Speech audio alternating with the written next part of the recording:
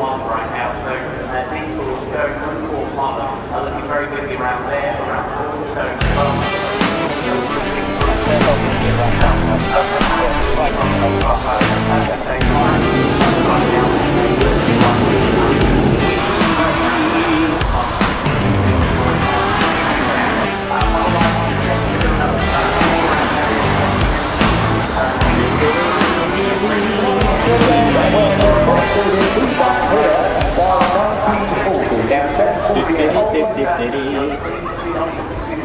Or anyone that likes anything around the festival site.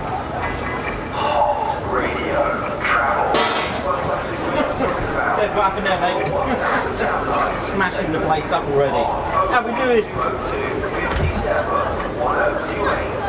Hot radio travel is sponsored by Oceana Hotel and Restaurants. Get ready for the ultimate thrill. Your promo seats to the Bournemouth Air Festival with hospitality packages at Firebirds and Sunset Hotel. Visit oceana-collection.com. Keep it hot. It's definitely hot, all right, Ted. Hot radio. Join our very own JoJo weekdays from 4 p.m. on the big. Very good morning, or good afternoon actually. I'll get it right, and hopefully, if anyone picked up that I actually said Eastbourne yesterday, apologies for that. We are definitely in Bournemouth. Sorry about that. I should know where I am. Let's ride by the seaside. It's the Ted Coningsby channel. In association with United Taxis. Check out their latest promotion where you can get 25% off your taxi fare at Bournemouth Airport.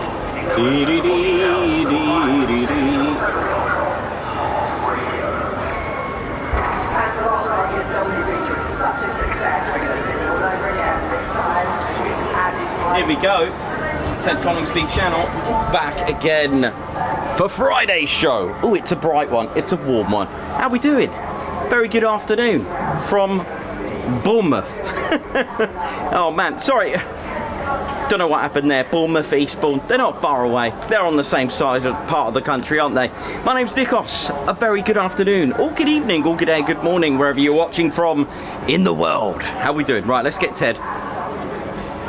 My name's Nikos. I'm your cameraman and commentator, and joining me is our usual star of the show, squadron leader Ted Coningsby.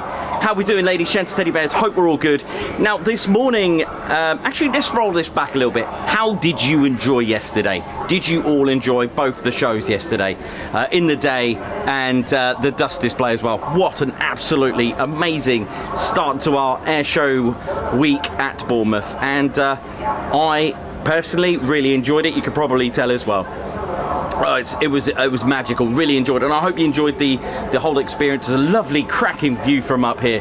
It's absolutely amazing. So I hope you all enjoyed the experience with us as well. It was lovely. The buzz, the vibes, everyone in a good mood.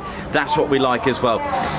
And of course, the second part was the Dusk Displays. It should be the same rollout, and you're probably wondering, we're starting a little bit earlier today because the first display is the Swedish Heritage Air Force flight. Probably got that in the wrong order, but you know what I mean. The Swedish Air Force Heritage flight by the Viggen and the Draken again today. So that is the reasons for that. It should be around about just before 1:30 local, and I hope you're going to enjoy that as well. Another one to enjoy with the Ted Coningsby channel. Oh yeah. This morning I got to meet someone I really wanted to meet, a hero of mine, just like Jonathan Peel with the voice and the broadcasting. I got to meet George Smoky Bacon. I know, I met him, the commentator, one of the main commentators at Airshows. I got to meet him this morning. It was amazing. It was an honour, and I'll be there tomorrow morning. I was going to go in the commentary box during the displays, but of course, it's a bit heavy for Ted, plus they wanted Ted in the commentary box as well. So we're off tomorrow to do a bit of PR work tomorrow. It was also lovely, again, Rod Hall, who was inspired by the Ted Coningsby channel to write his book. So thank you very much. In fact, I'll leave you with the bears, I'll show you.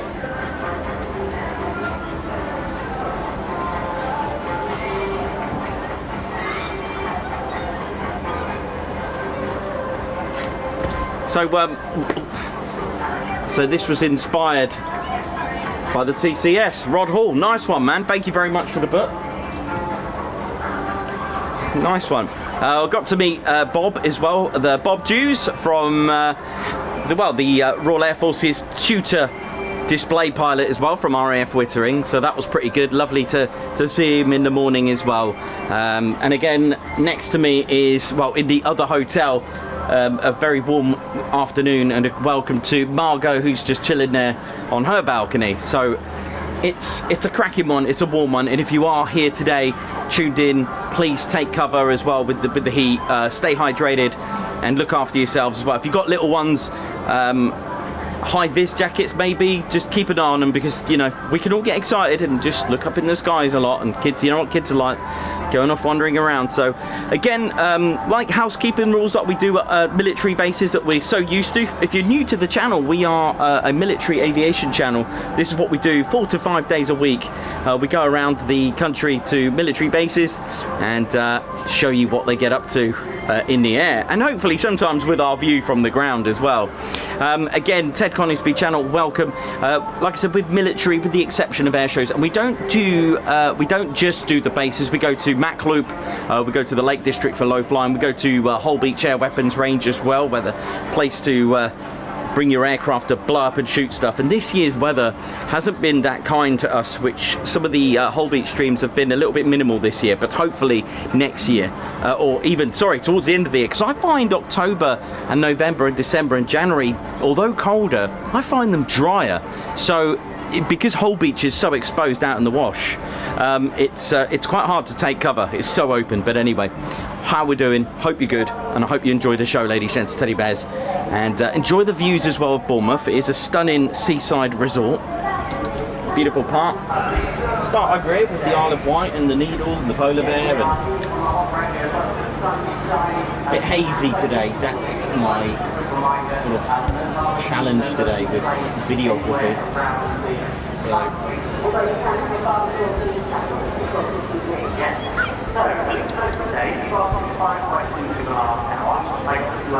Joy. Yeah, I was actually I was happy for them to start quite late today, if they were going to do that, due to the sun moving a little bit more west.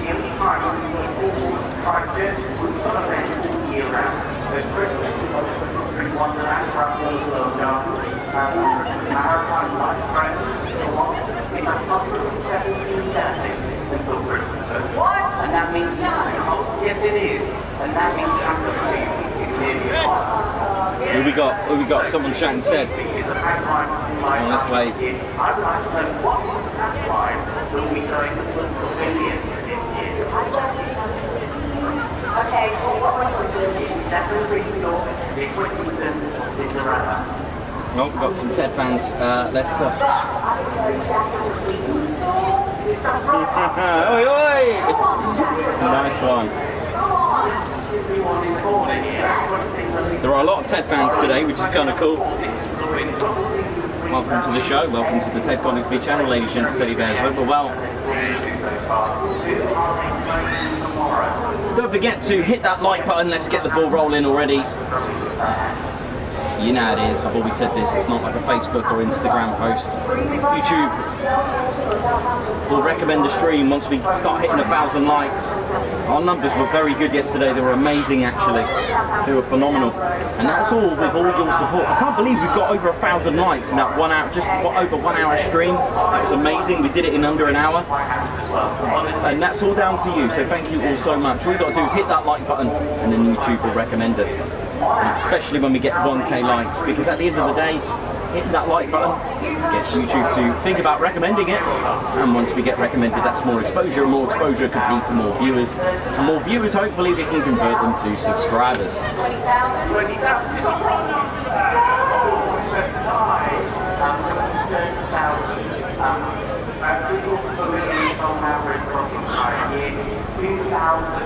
Per day on a typical day, but typical busy holiday weekend, 30,000. So this is the weekend that everybody's going to be having it's almost free back right next to the bus. Yeah, we're going to be talking more about flying very soon, flying in another way for us in around about 30 minutes. We start off with the Swedish Air Wingwalkers, and also the food they will be coming up with handing over to George from the commentary. Right now, the music continues here. Bit hazy today, so the light isn't the best today, so hopefully it'll be alright.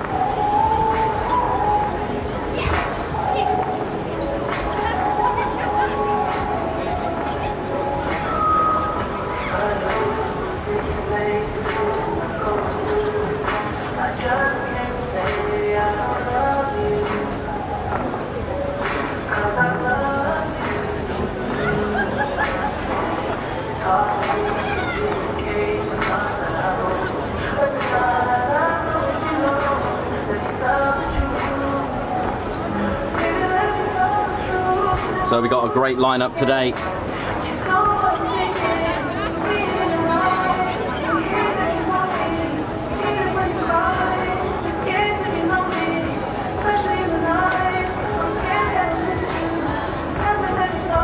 So we start things off with the Saab Draken J35J and the Viggen SK37E.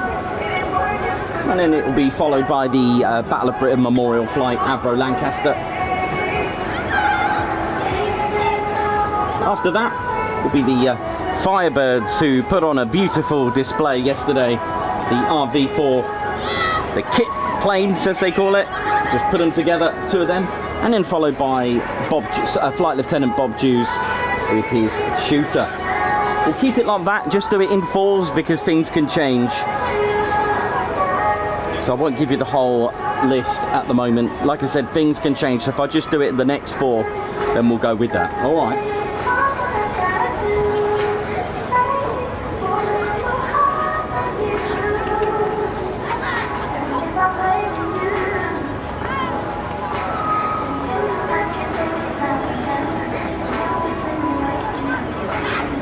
Yeah, I've got the live times here that any changes I get them automatically from the Airshow. So any questions as well, feel free. Next week should be a full-on lineup next week for our regular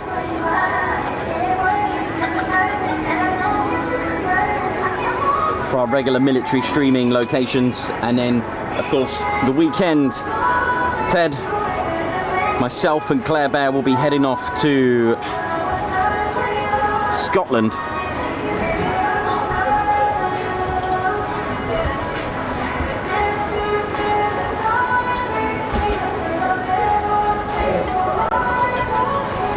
that one of our shirts?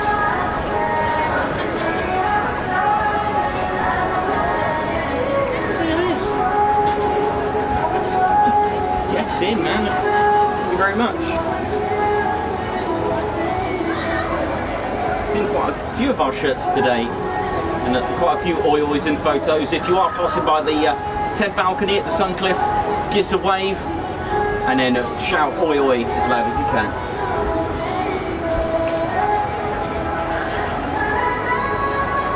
You're watching the Ted Coningsby channel live on YouTube at Bournemouth.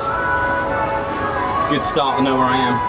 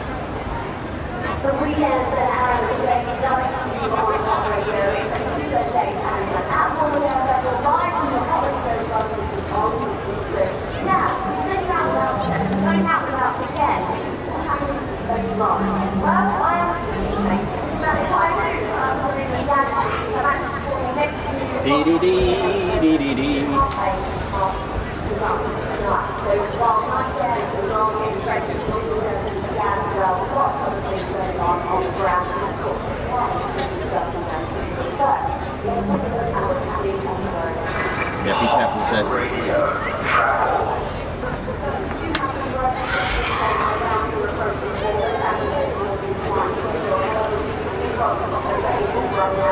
Yeah, that has been a major accident on the A31 involving Wellington side of the road, which is fully closed.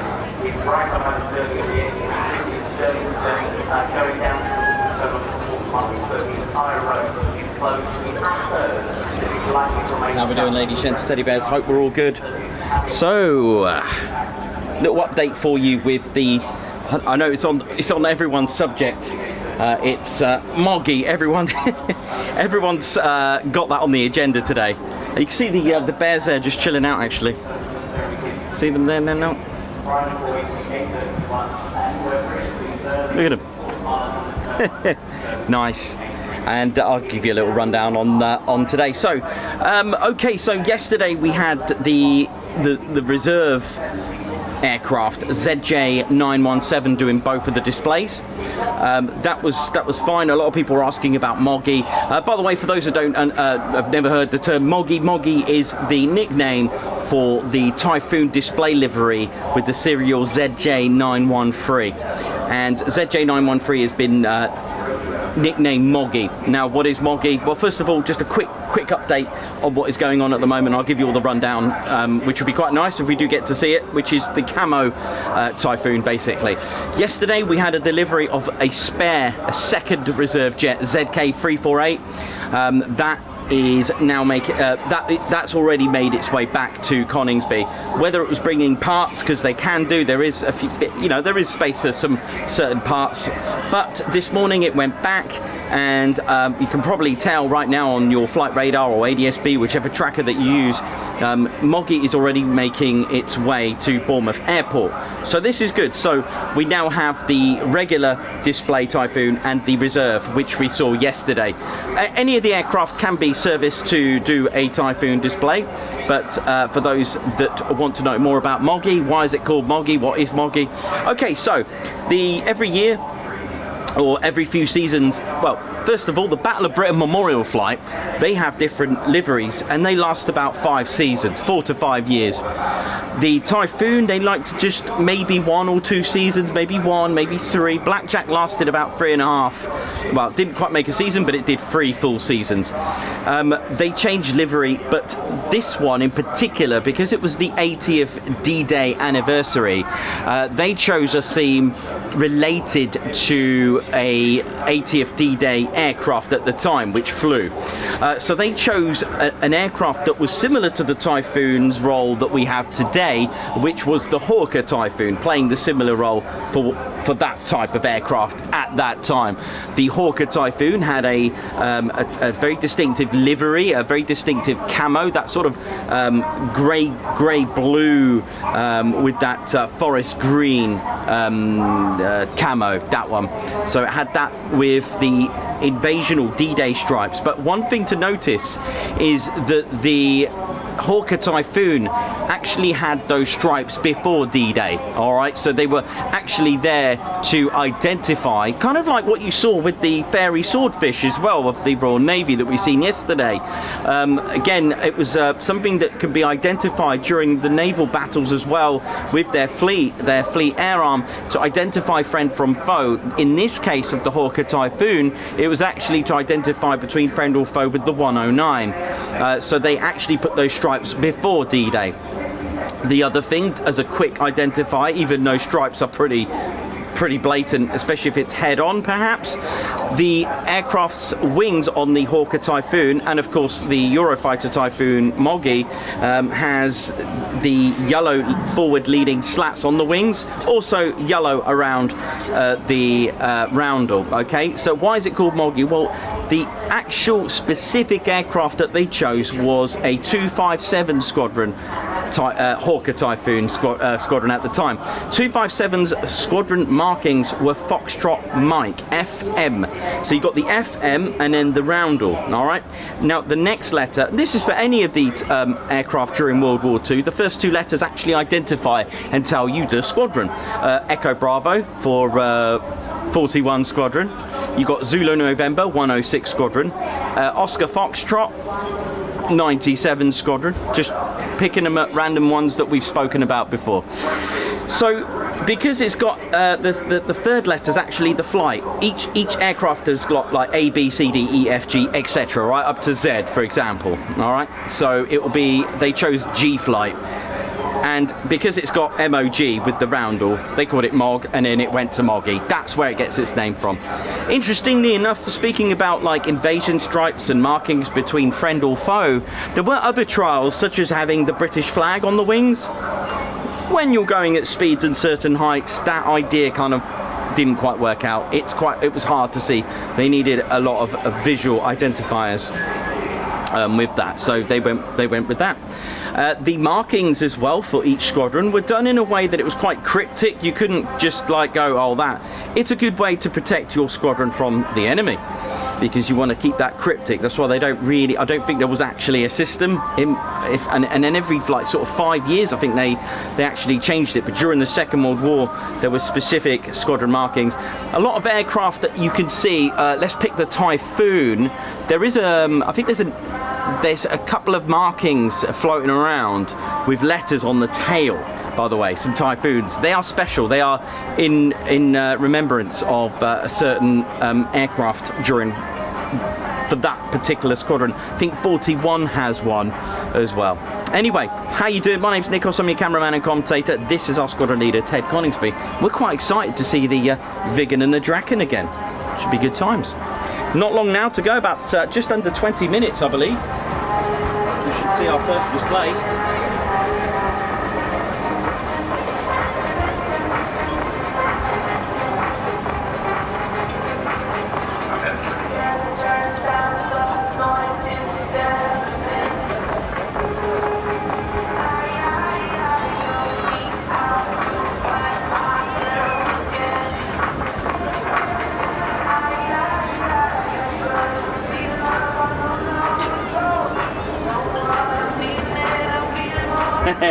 You too, man. You too. Oh, hi, Nikos. It was great to see you at breakfast today. You really are a true gentleman, and I've emailed you the photo we took. Bless. Thank you so much. He's using his son's.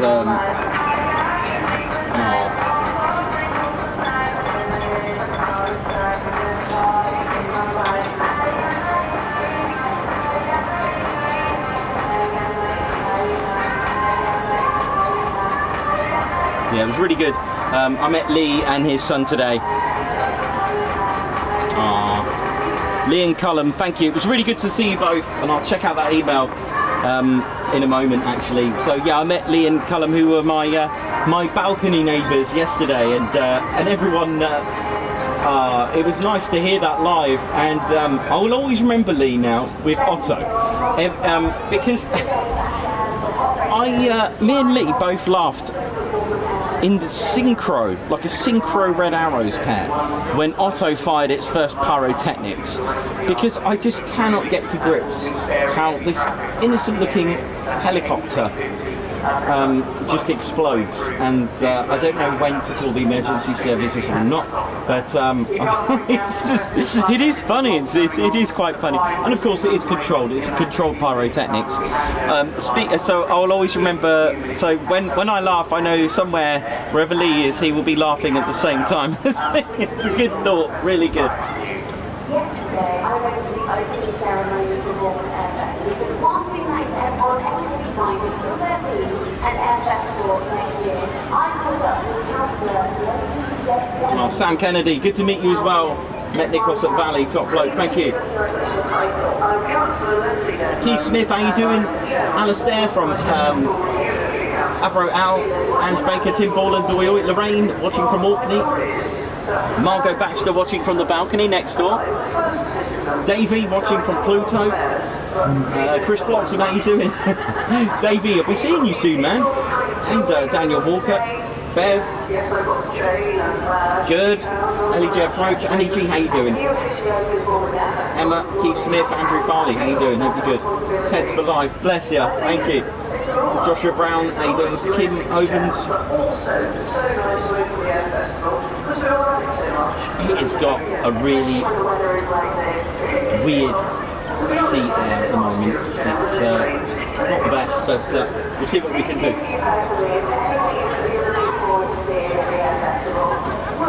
I'm going to have to see the stands, as I mentioned. I I never know what they're doing, I don't know what they're talking about, it's way beyond me. I love it. I'm so proud of our girls from the former school who are going over. Representing the UK in the Olympics. This is pretty big for us. Yeah. Well, absolutely. Who are the new Robot Olympics? We're going out. Absolutely. That's the stuff I think you can find out. Absolutely. Now, one question. Michael, afternoon to you. You mentioned this in your speech this morning. Yes, I know. But during the question, is there going to be another Bournemouth Air Festival? I think if the people that love the Air Festival... So 15 minutes to go for our first display and kicking off the air show. ...to help the funding, then there will definitely be another Air Festival. It is purely that for the last, I think, 16 years, the residents of Bournemouth, Bournemouth Christchurch Airport, when we join up, have paid for it out of their council tax. And I think there are better ways to do it. A lot of people make a lot of money, and we're very glad about that. We'd love to see people having a successful time, but we need people to step up. So yes, there should be if people step up. And you said this year for the first time there's the opportunity to donate. Yes. How do people do that? On the seafront, I think. Oh, Lee, that's a. What is your favourite aircraft? Something like that. Anyway, I can't do that myself. I have my time with me. I'm sure there are car facilities. Oh, favourite aircraft. I'll be on. Oh, good question. Well, my favourite aircraft is the Typhoon. I think there is quite a lot, though, Lee. There's quite a lot of favourite aircrafts, to be honest, that I've filmed. I must say, my previous F-15 QA video, that was probably one of my best filming. And Dusk Display and a couple of turbo displays at Eastbourne. Scarborough was good. There's a few that I get I feel really good about when I do it. I do like to watch back the lives and get all self-critical.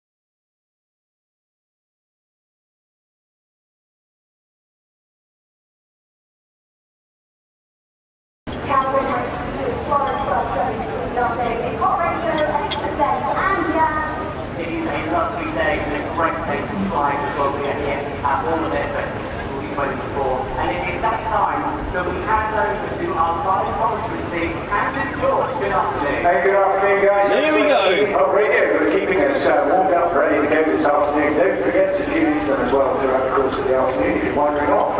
Just over now, are you ready, Bournemouth, for the second day of this fabulous airshow? No, absolutely.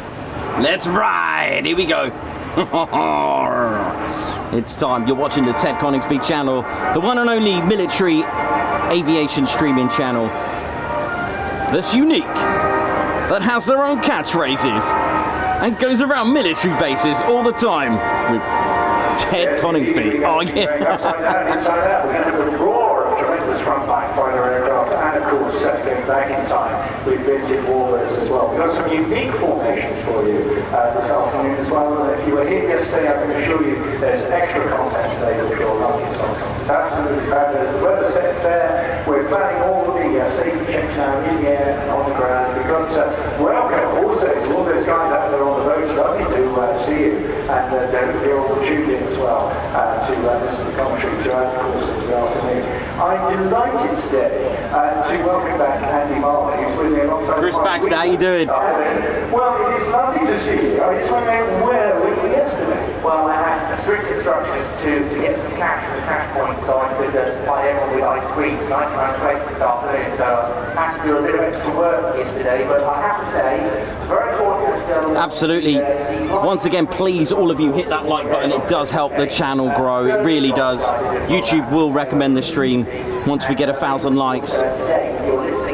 Hitting the like button does get YouTube to get a bit of a buzz going. It really does help. So if you can, that would be awesome. Also, why not subscribe to the Ted Coningsby channel? We're on our way to 70k. Anyway, we're coming to you just now. We're going to get fine very soon. But just a reminder that the sun is out, it's still quite strong. There's a nice gentle breeze blowing, but just watch the children, please make sure they got Plane spotter, I'm good. Fluids, belt hats, and all that sort of stuff. And please, throughout the course of the entire show, Stay hydrated. Please look after your along. We've made a test of high security there, but we just want to make sure you all have a great family day. But we've got one or two other things occurred yesterday, and you bring up to speed. Yeah, you're completely right. So just a reminder, of course, the use of drones, and sometimes when you turn up the drone, you might not even realise that technically you shouldn't be flying in here, but this is a drone-free zone. Obviously, aircraft is playing for you this afternoon, and we don't have any drones in the sky. Actually, it's illegal for you to fly them in the area. It is, it will get prosecuted. Same goes for balloons Yeah. and kites, by the way. Yeah. Balloons and kites, drones. They said it. We do our housekeeping as well. We mention this all the time. That's a good thing to keep everyone safe. Remember, it is going to be really hot this afternoon, the 22, 23, so make sure you stay hydrated. There are 3 refill stations around the cliff tops and down the beach as well, so just go there and fill up the water to stay hydrated. Is that with IPA? I wish. That's the bus top. Okay. But also, remember for barbecues, no barbecues allowed until after 6 o'clock on the beach, thank you. We had an incident yesterday just down through the bus got Boston. We don't want to do that again. So please, no barbecues during the day. Save that for this evening if you would. And then no clapping indeed up and down the interface. Absolutely. Flipping versions will mean we suspend flying, and obviously we ask to leave the event. So please, none of that at all. But if you do want to barbecue, there are electric barbecues down on the beach supplied by BCT. So That's fantastic. take benefit of those. Brilliant, yeah, that's one of those. Okay, we'll just take a short break. Check what's coming out next. Plenty of aircraft coming your way very shortly.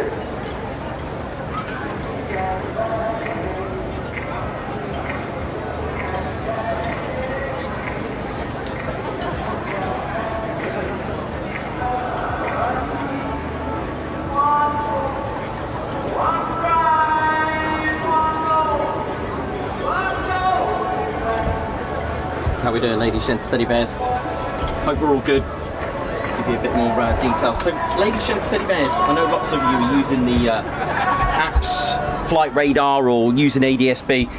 Just to confirm, just to give you an idea. Transponders have to be on. You have to have them on. It's got nothing to do with transponders being off, that you can't see them on an app. All right, these are just apps. This is not ATC. This is completely different. First of all, I get a lot of people saying F-35's transponders are off. That's not true, because when they take off, for example, the ATC will give the pilot to squawk a code. To get a squawk code, to input a squawk code, you need a transponder. It is completely different. There is an SSR dotted about, secondary surveillance radars. Transponder is something that transmits and responds. Transponder. All right. So a squawk code is something that will key in, transmit to the SSR, transmit back, and that's what pings on an actual ATC. The reason why you can't see it on an app is because there are different modes that they use. So this is why when there's an aircraft that's squawking 7700, this is a universal code, so so that everyone can see it. If you fly without your transponder on, there'll be have a look at your app, see how many aircraft are flying. That means no one can see you, and you will end up colliding probably. It's a hazard, and it could probably create a QRA, especially if you're a military aircraft or even civilian. If you're flying without your transponder, there'll be other aircraft that cannot see you.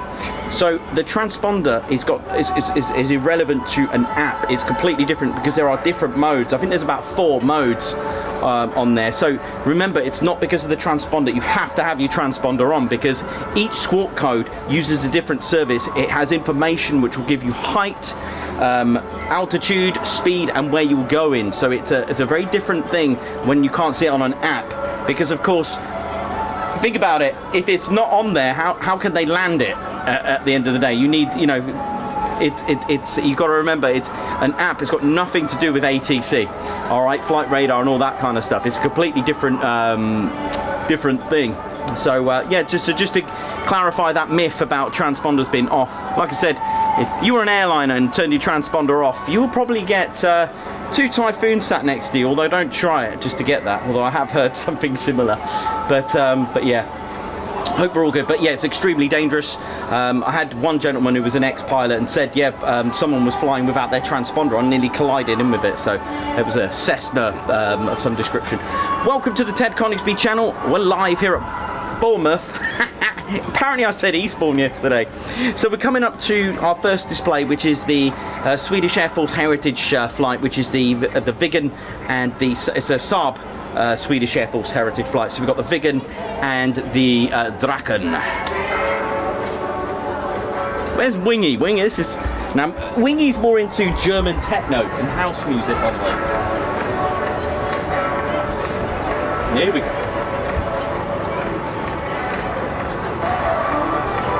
You're tuned into the one and only Ted Coningsby channel.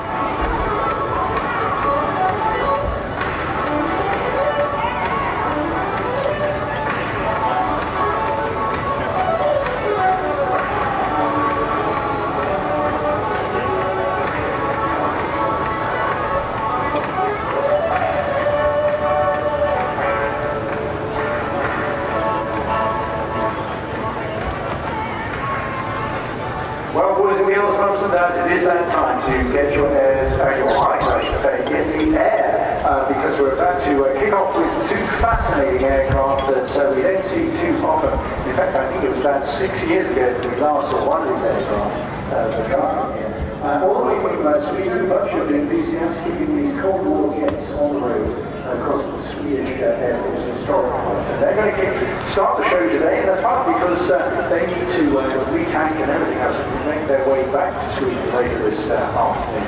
Now, they're very interesting aircraft. They're 2 generations, basically the Draken Gen 2 and the Viggen Gen 3 aircraft. Interesting shapes and interesting descriptions as well. The first one, we will see them flying together. Keep your eyes on down the right-hand side. Here they come in the hands of Stellan Andersson and Lars Martinsson, the Draken formation from the Swedish Air Force historic flight.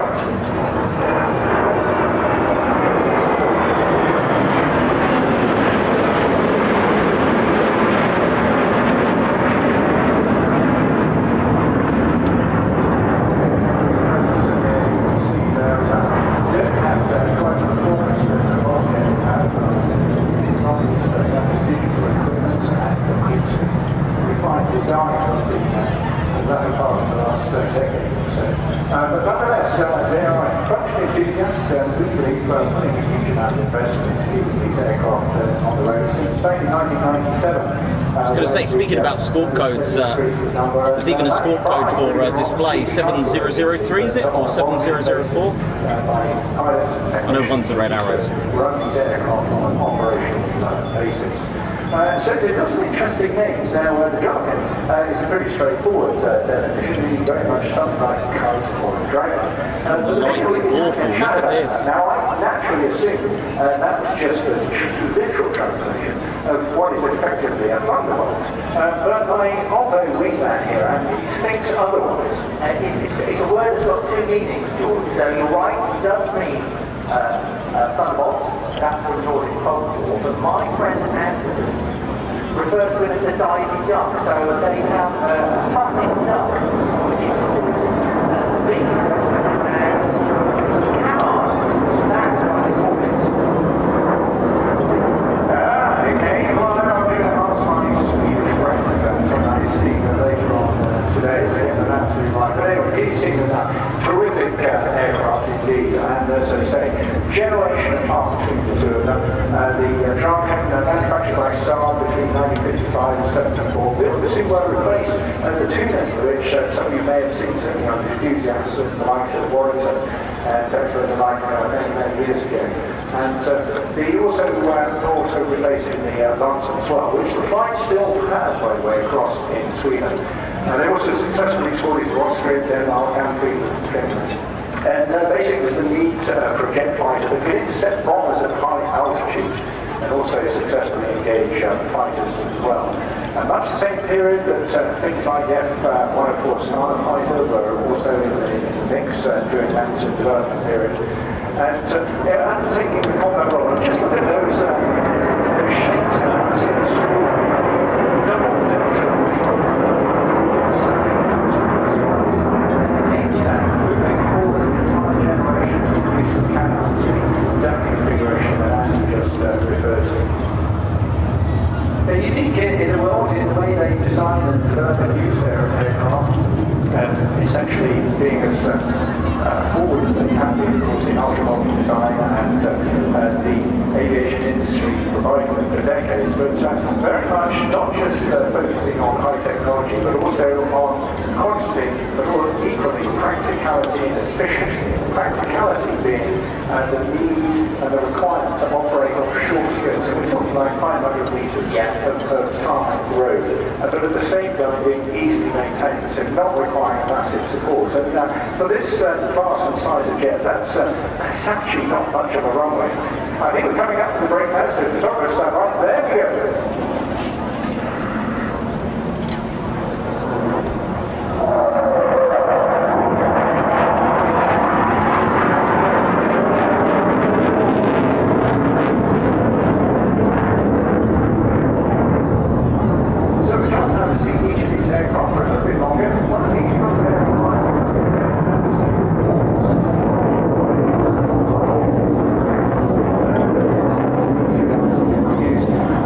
The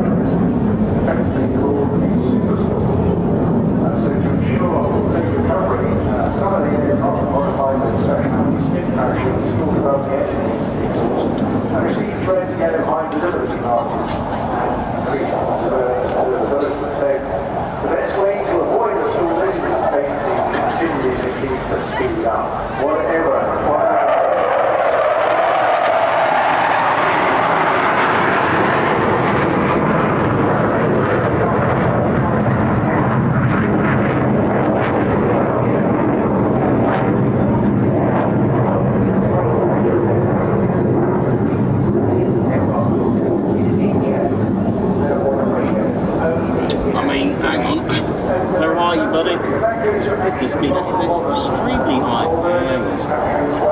I'll just sort some lighting out here.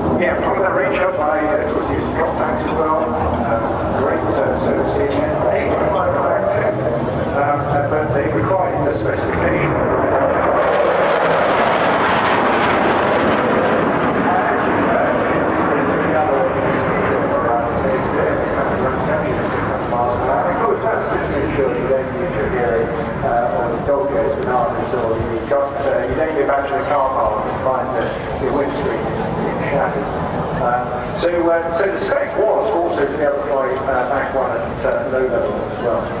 So I think that may have been Mars just showing the higher speed performance of the Draken before Stefan, I should say, will bring hopefully the impact very shortly. But it is interesting just seeing how Airshow is so used to seeing modern fighters literally displaying all angles and roles right in front of our faces. It's a big area, isn't it? It certainly is. And you can almost feel the power as they turn around. So it's a natural hit that is a full forward. So you guys go over to the right hand side.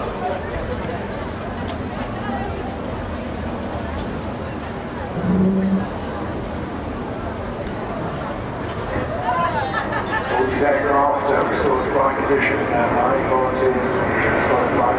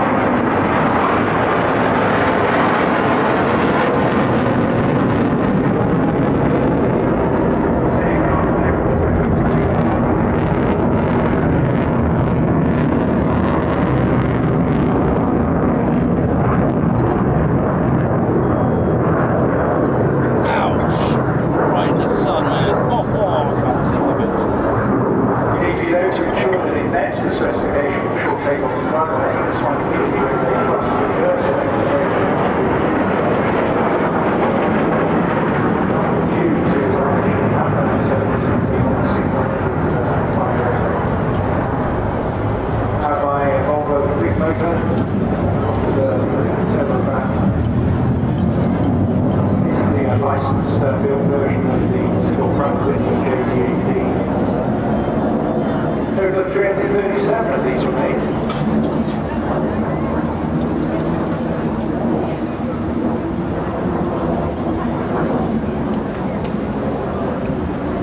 Seems incredibly sedate compared to Typhoon.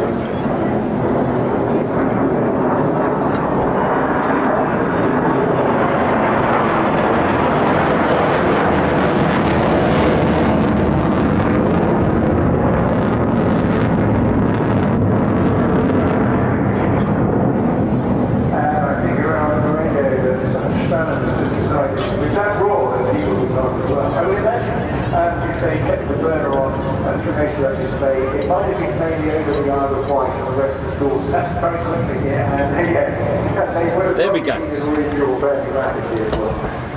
But really fantastic, pretty cool, huh? guys, and terrific stuff. And I have to say, brought to us by a really top guy who runs a super company called Airshows. It is, of course, Eddie Forrester. And thank you so much, Eddie, and your company, for bringing those two unique, wonderful aircraft here to us. Really packed light, isn't it? Goodness me. That's why I was like preferring it to start late, but anyway. So, change of genre coming up now. We're going to move on to filling the sky rather than aircraft, although they will be dropping out of an aircraft. And we're going to have a young man from the British Army's parachute regiment tell us all about that in just a moment or two. Because we're going to feature the Red Devils, which we believe marvellous. But to do that, we just have to reset the aerial configuration in terms of safety, make sure the jets are all clear, and move on from there. And there will be some slight little changes to the flying program today. Bring aircraft in the doors and staying there a little bit earlier, sometimes a couple of seconds late in the airspace.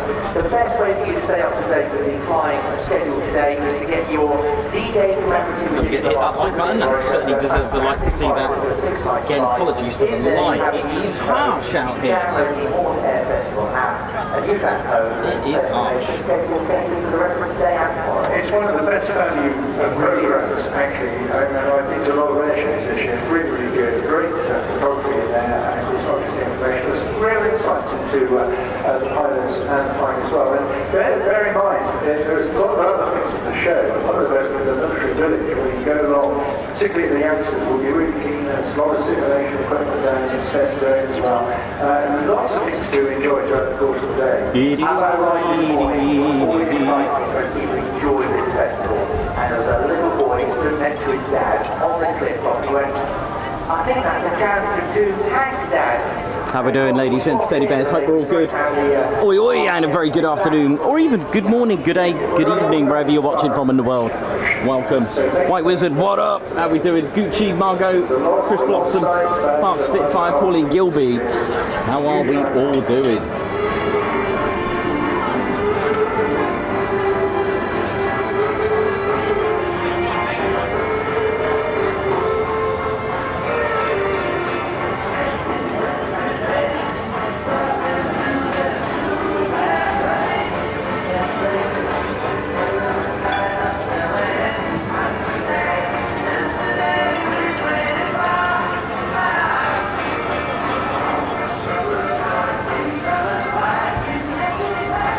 So yeah, just had a look now at my live update. So in any second now, actually, we've got the Red Devils Army parachute display team from the British Army, which you probably just heard. And then it's the Avro Lancaster, followed by the Firebirds.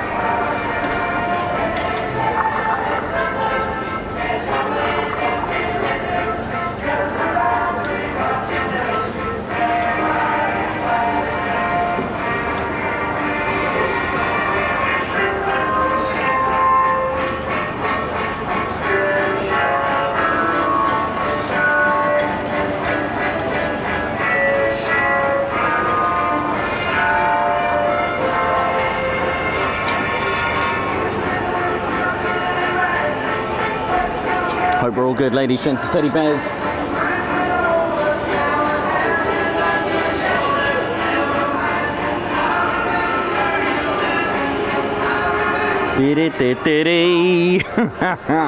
Oh yeah, love a bit of hello, hello, yes.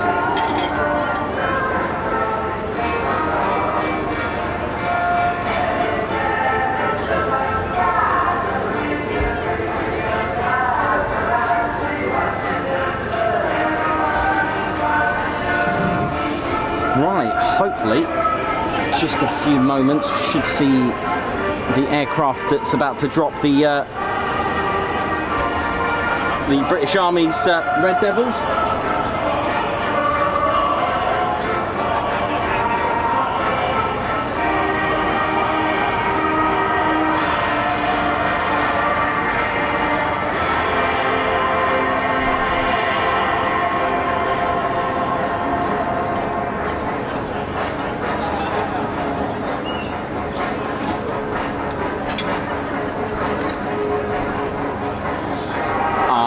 Yeah.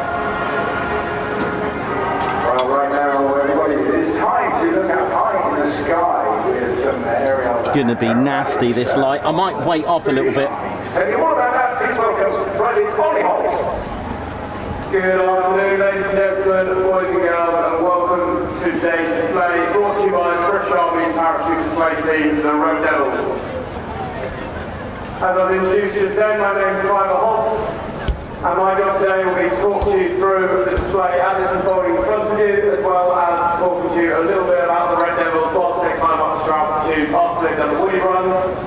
And whilst they're climbing up the altitude, I'll fill the gap a little bit by telling you a little bit about the Red Devils, who we are, Okay, what so we do, here's their and where else you're able to see it. Is there At aircraft the moment, now? if you look directly overhead, flying from left to right as we have towards the sea, you should see the plane flying directly overhead. And this is what we call the woody run. So, two members of the team with me in the arena. We have Lance Corporal Jordan Brown and we have Corporal Bolt to give us away. So what they're going to do is put these planes directly overhead.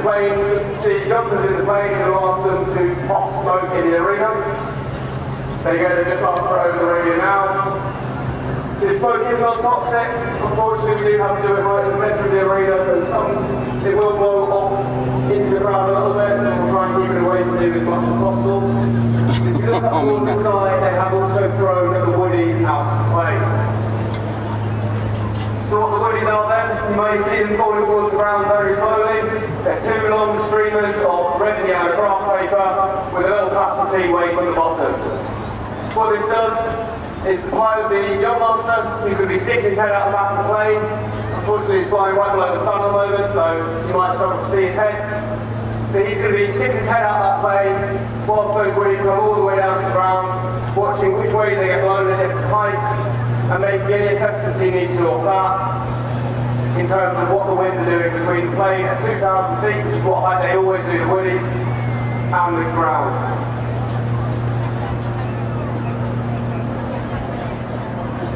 This always reminds me of Tahoe flight, right? For indication of the wind is that smoke that they set up in the centre of the arena.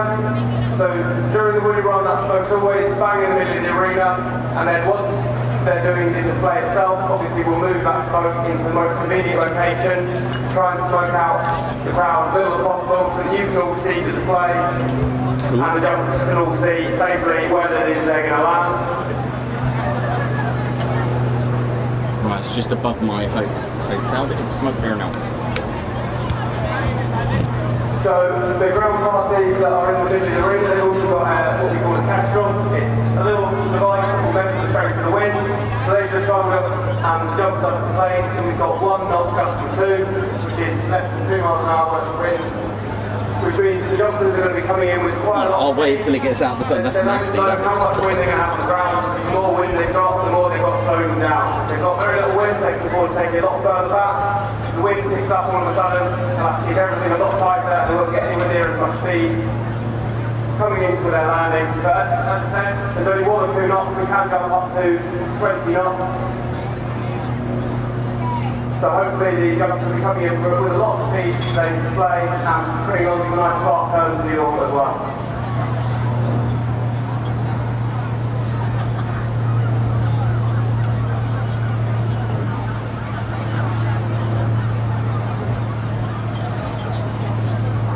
So a little bit about the Red Devils then, whilst waiting for this display to climb up to altitude and come in for jump run today. Well, that's just going to go right over the The Red hotel. Devils are currently the Army's only parachute display team. There used to be 4 teams. However, due to budget cuts, we're now the only team that decided to keep the best one. Yeah. You might have seen the Tigers here It's just last over year. the hotel at the moment. They don't put as good of a display on as we do, so they decided to keep the Red Devils. As they voted the budget for one display here. So yeah, this is the British Army, by the way. Just wait for them to appear. So, ladies and gentlemen, altitude now, just got that over the radio there, just turn off their radios now. That'll be our last communication with the plane. As you can see, we've got a big cross in the middle of the arena. This cross is the target for the team, although they do like to try and hit it when they can. But don't give them any moves if they miss it. The main purpose of the cross is an indication to the jumpers up in the plane that the landing area is safe for them to land into. So if anything emergency-wise was to happen, and we had to all of a sudden call off the display, if they put their radios away, all we lot to do connection with them. If we were to fold that cross away into an eye shape, it would tell them up in the plane, even if we can't speak to them verbally, if they see that cross put away into an eye shape, they know that the display is not safe and they can't get out of that plane. However, as you can see, we've got a big cross in the middle of the arena, so once they finish climbing to altitude, they'll be exiting the plane for today's display. Whilst I continue talking to you about the team then, if everyone was to keep an eye on the plane, if anyone thinks it's red smoke training out that back of the plane, before I do, please give us a big cheer, and I'll stop rambling on about the display, about the team, and I'll start talking to you about the display as it's unfolding in front of you. Please don't call the fire away, they have that before. This red smoke isn't the plane going down, planes like that go crash. That is the jump master hanging on to the outside of the plane. He will pop the smoke canister like we have on the ground with us, and he'll be bringing that smoke outside the back of the plane, waiting until he's in his perfect position to exit the plane, and get all of the people that are going to exit after him in a good position as well. So once again, if anyone sees that red smoke trailing out back of the plane before I do, give a big cheer, and that'll bring my attention back onto the plane and start talking to you about the display that's rolling in front of you as opposed to this display whilst I talk about the team. I believe they're climbing to between 8,000 and 10,000 feet in today's display, so one of the highest displays the world do. There's not much point us going over 10,000 feet, obviously. It's all well and good for us, but you won't see us up there, which is why we call that red smoke. Helps you to find us when we're on in free fall. We've got a big flag that's in the exiting plane as well. So 10,000 feet is that highest we'll go for a display. We will go as low as 1,500 feet if we've got aircraft limits such as over London, which is very low. Most people that skydive won't be under their parachute by the time they're at 3,000 feet. So we're exiting the plane at half of that. Most people wouldn't even want to attempt anything like it. But like I say, we've got further high shows, anything where we can get over 8,000 feet, we call a high show, we can put on a much more interesting display. I've lost the aircraft, it's going stealth. Stage one, we have the largest flag we'll be able to put into a display. It's a 5,000 square foot flag, the Union Jack flag, and when it was first flown by the Red Devils, it was a world record for the largest flag ever flown into the display. However, that world record has been taken away from us. So we've got it in the process of ordering a 7,000 square foot flag. Better do that, British Army. Let's do this. Right the flag. And I think it's an Italian team. I think it's just over 7,000 square foot It's flag. just above the hotel right now. However, there's other things that we do with the flag. We'll make some canopy formations. Well, we'll have two canopies fighting against each other and we'll downplane that flag, flying between those two canopies. There should be a smaller version of it on today's display, however they won't be connected by a flag, they'll just be connected feet by feet.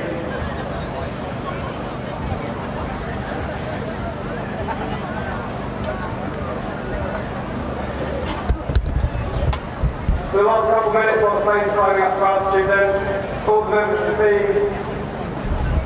Give me 1 second, let me try and locate this aircraft. Everyone's very close, we live together, so everyone's always having a joke with each other, having a laugh. However, a lot of minutes before display, this all kind of stuff. Everyone kind of just focuses on what it is they're going to have to do with the display. Everyone's got their own roles, everyone's got their own times they've got to exit and land. Everyone's got an order that they need to do, so everyone's going to be digging through last minute jobs that they're going to have to do in the air. And they also need to 10,000 stay feet as well, it's pretty high. Change in the air. Somebody has a malfunction with their parachute, they have to get onto their reserve, for example. This sometimes happens on a display. So it's all well and good planning what order people are going to exit the plane or what order people are going to land. If someone has a malfunction in the sky, then they need to be able to change it whilst they're overhead. So if everyone wants to turn their attention back towards the sky, then I believe you can see the red smoke trailing out the back of the plane. I can't see a plane, sorry about this. Oh my word, really? The first jumper has exited the plane. It's like 12 o'clock high. I mean, what is that? I ain't ever going to get that. What are we going to do then? He can exit on his own, put himself in probably the worst position out of all of the jumpers, so everybody is actually behind him, and have to make it down on getting really far out to sea and have to land off in the water. So you can give yourself the worst spot, and then there's going to be other jumpers actually behind him. You might be able to see two jumpers holding onto each other in the sky, they're kept by a spinning trap, and then they crash off as they've done there now. And you'll have two other canopies further up in the sky, which I'll talk about later.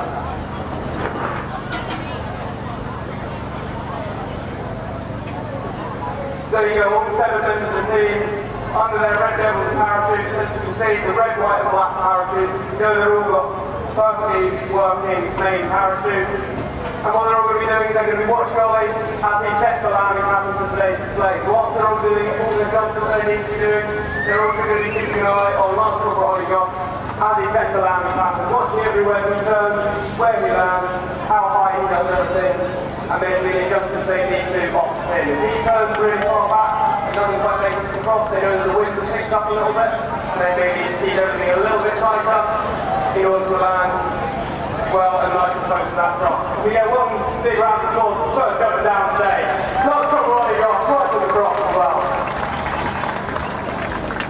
If I can turn your attention back up towards the sky, then you can see we have one of those canopy formations I was talking to you about earlier. We have the by hand, so we've got 2 parachutists that will exit the plane together. They will pull their parachutes in close proximity to each other, and then they will manipulate their canopy, one canopy crashing into the back of the next jumper. They'll then climb down each other's lines and hook up at the hip.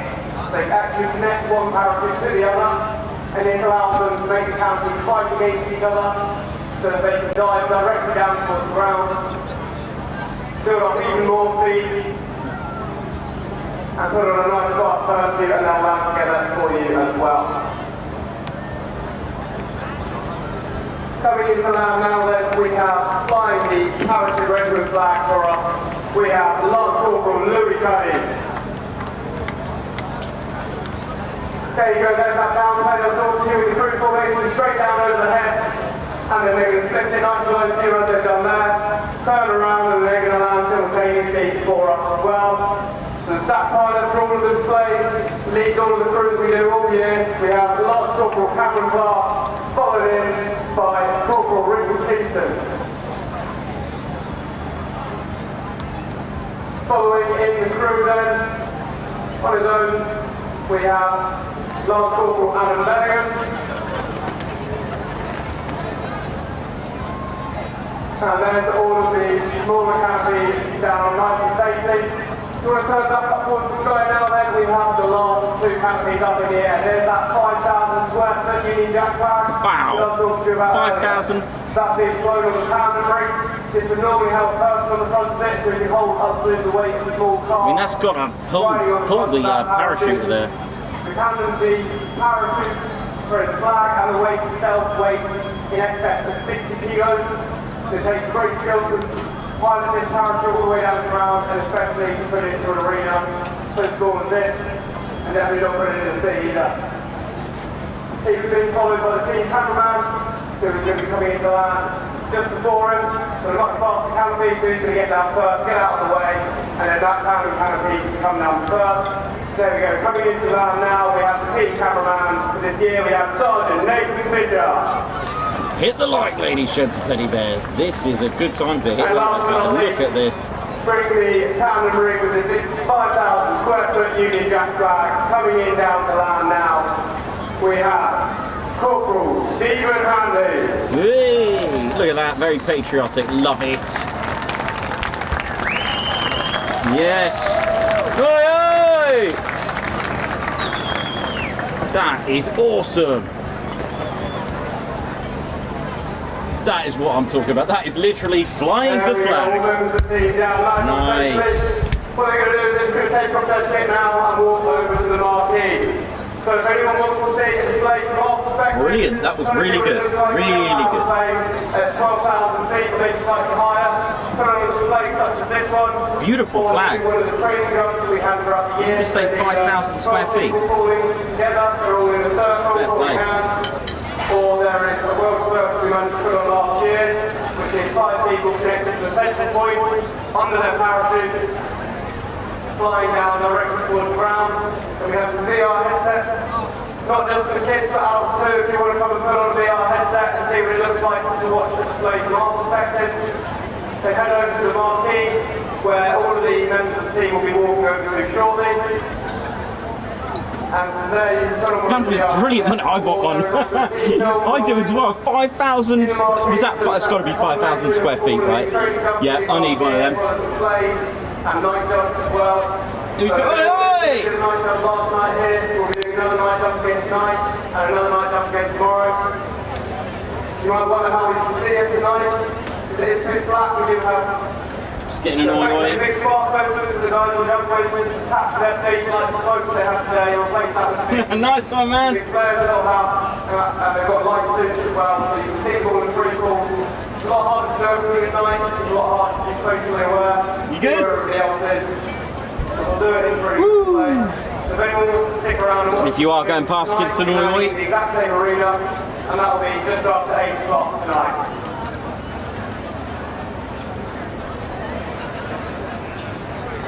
If anyone's got any photos or videos of today's display, yeah, I got some good videos of that actually. I might send them that. Why not? We'd love to see all your photos. All the Arts team will have cameras on their heads they'll be flying down with, so we don't always get to see the crowd point of view. So please do track the team as well.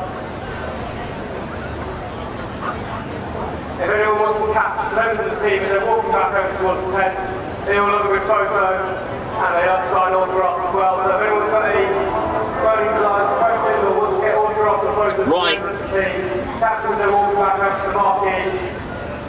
Right, next up, ladies, gents and teddy bears, an aircraft that represents... I'll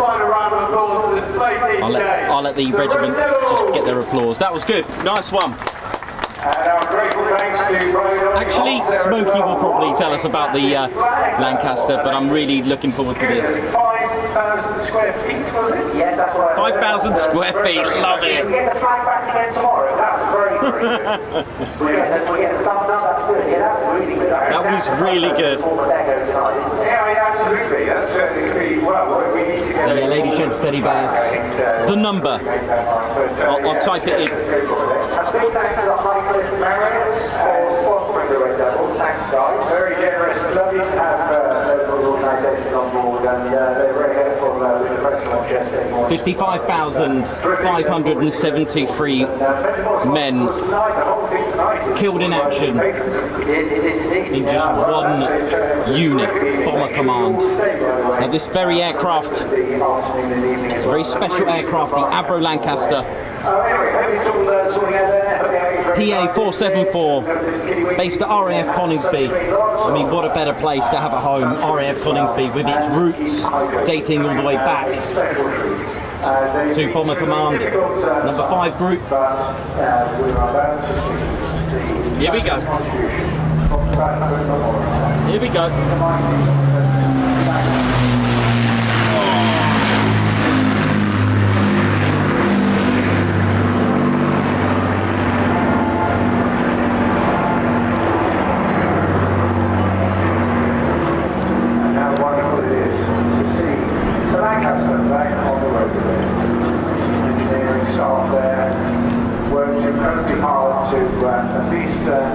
Fill some of the gaps left by the very sad occurrence back in Boston. It's one of the demands from, and of course one of the very valuable Spitfire aircraft at the same time. It's a real tragedy, and our thoughts and prayers remain with his family throughout the course of this display.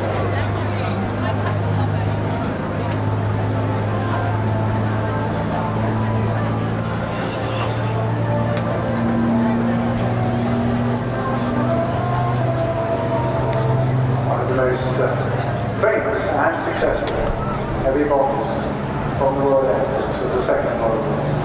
The legendary piece. The remarkable design workshop of Royal Catholic. What's initially quite good design.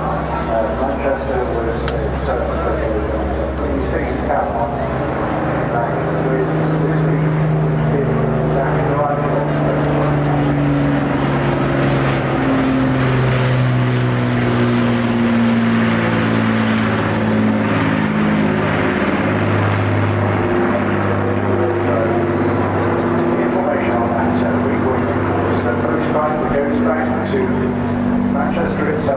January 1941.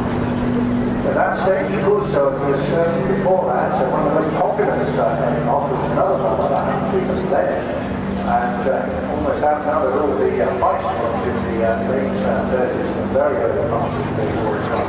But here, the need to create great impact across the channel was required. This is the extraordinary aircraft that delivered. So there were 7,300 of these were built between 1941 and 1946. Only 2 airworthy in the world Lady Shenton teddy bears. One here, of course, based at RAF Coningsby, and one in Canada. Just Jane, hopefully, will join them to become the 3rd NX611.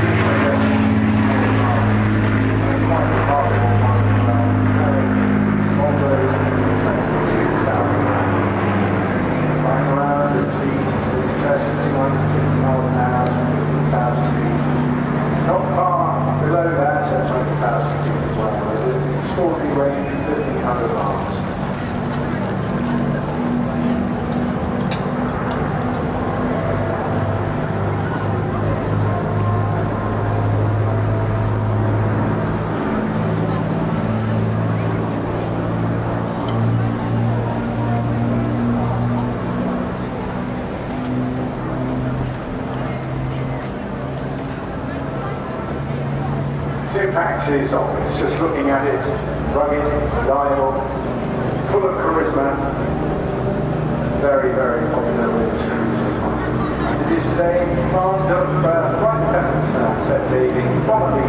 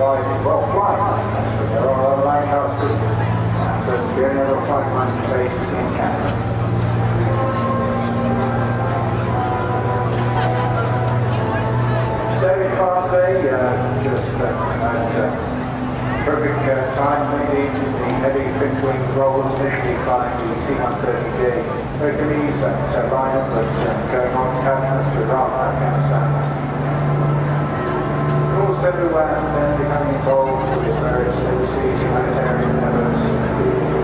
The heaviest ever operation aircraft.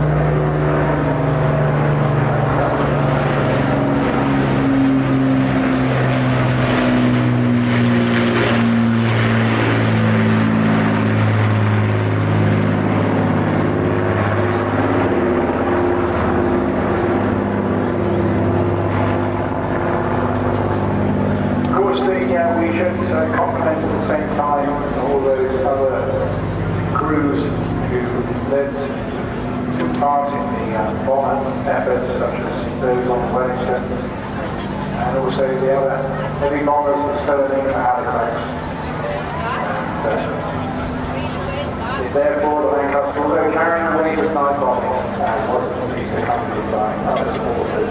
Latterly then, of course, the medium bomber version has joined the fight as well, with such as the twin engine to have them.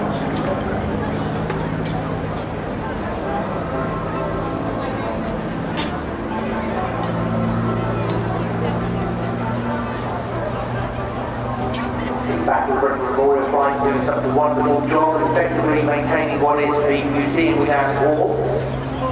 And the Lancaster itself, obviously built in 1945, as George said, had a bit of an upgrade over the winter, had some repairs undertaken. Oh, I love this shot. Yeah, this is good.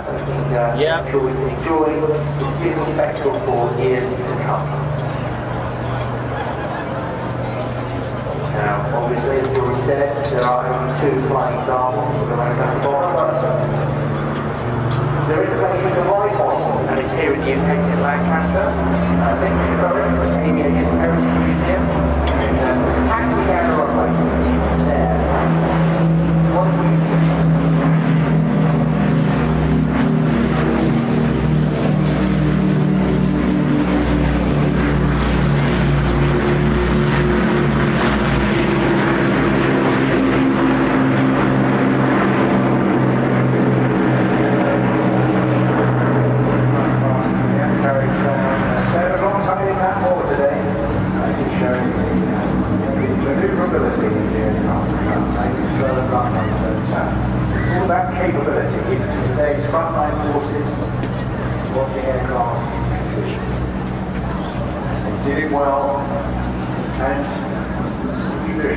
alongside the flight motto, less than we get. A moment to pause on the 125,000 aircrew who served in Bomber Command during the war.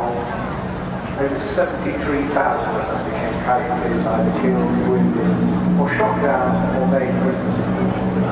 Extraordinary camps. By them and nation.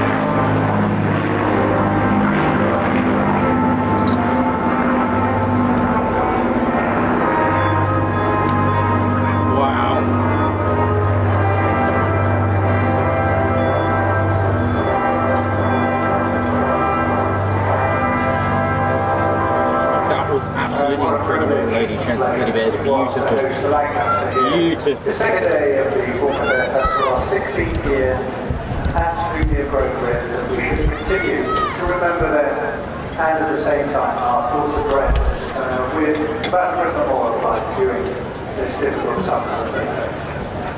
Well, moving on, we've got terrific contrasts coming up again very shortly. The graceful but very professional and eloquent display from Firebirds from Nigel Reed and John Thorne very, very shortly with a masterclass in pairs aerobatic flying. And then we'll go back to the initial training stages of the current military, not just Air Force, but all 3 services, of course, have aircrew training systems.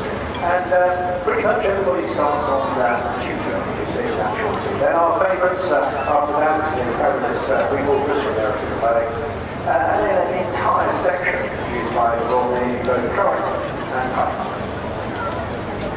Important, of course, to remember, are you enjoying the event that How we doing, ladies, gents, teddy bears? So I hope you enjoyed that.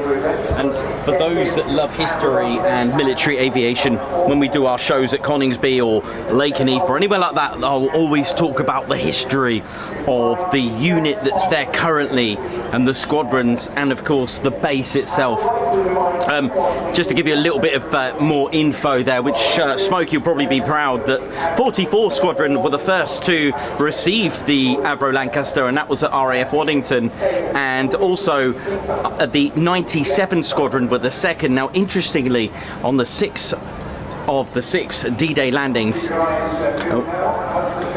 97 Squadron actually suffered the very first losses in D-Day. Here we go. I did this yesterday. They come straight towards us, didn't we? Here we go. They're brilliant. These two.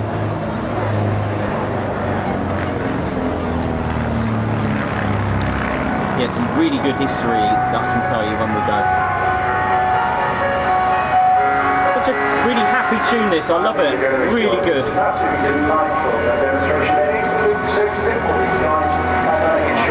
Just adjust that a little bit. Here we go.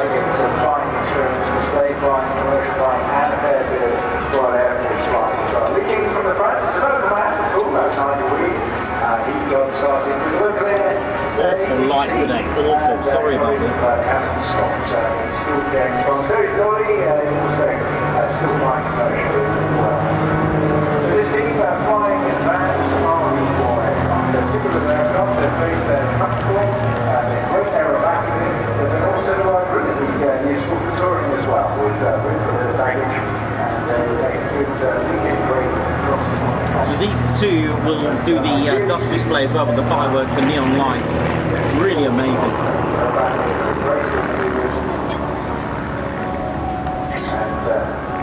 Really delightful place. Now, they remember many years ago, a sequel to Fireflies in the office station, because of the aviation, so we used to fly here. Flew in probably at least 6 or 7 times. And now these guys decided to take that on as everything involved in a lot of other work in the airspace world. And took these on, and we'll get hearing again tonight in the night air as well. We're not giving out the properties, and then you'll get a feel for how the aerobatic shapes and forms as we listen into diving.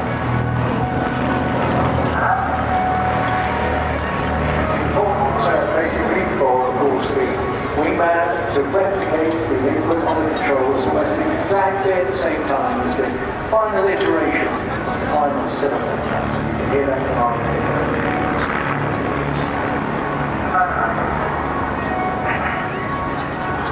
And a little click there, just an acknowledgement that the next command is being received. Gently is putting through basic gentle foods, rolls, and when we get to it, we'll be describing half given to you as well. Gentle on the G, you're all playing 1G out there. These guys are putting around 560 on occasion as well. A little bit of negative.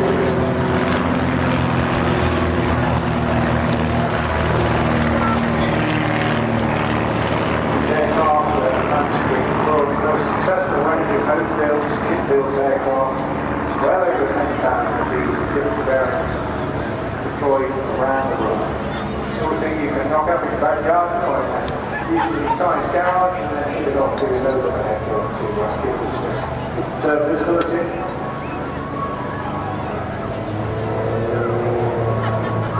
Powered by 160 horsepower rocket on the front end, some seats in the tandem configuration, so it's quite high design as well. So you see, as the other advantage is being great safety aspect as well as being aesthetic, and also all environmentally friendly, self-facing radio, doing like that. Product shop referred to as Moggy.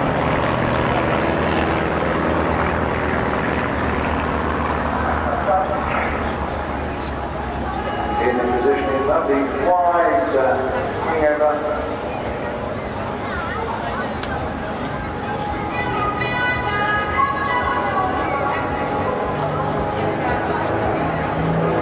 As the collaborative comes on again,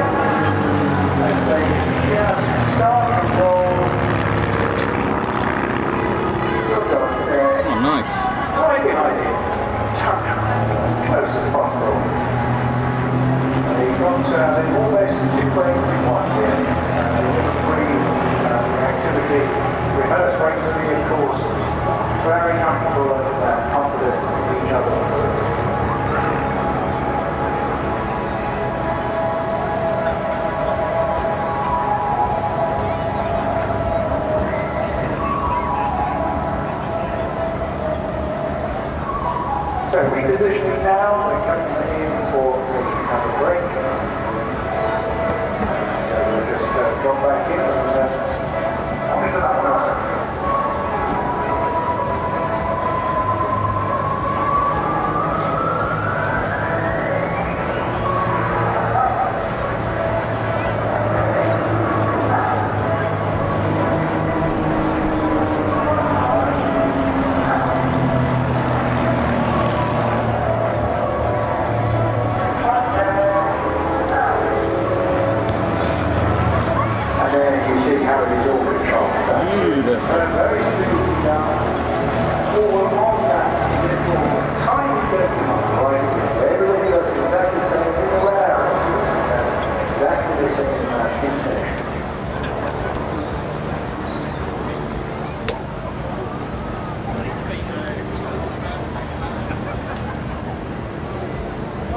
Speed range helps on this aircraft as well, between 50 and 200 miles an hour, and able to take off on very short runways as well, just 300 to 400 metres is all that required.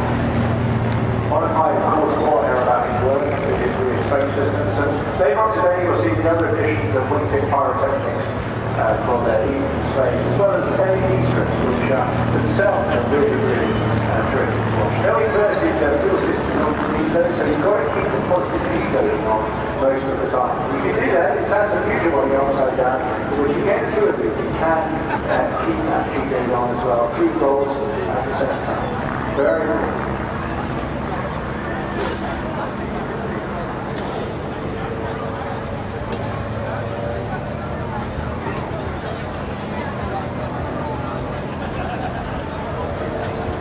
For another quarter clover, and basically that means that pull up as it going to a little twist in upwards, and then just go out in the other direction.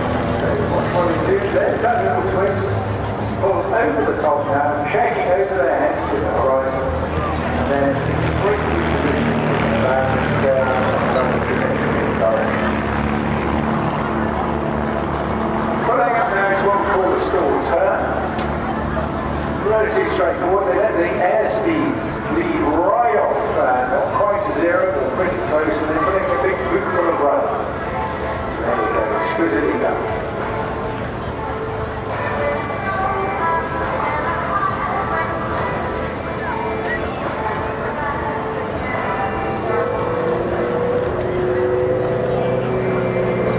Do a very similar maneuver, but from now to fly back along the display note.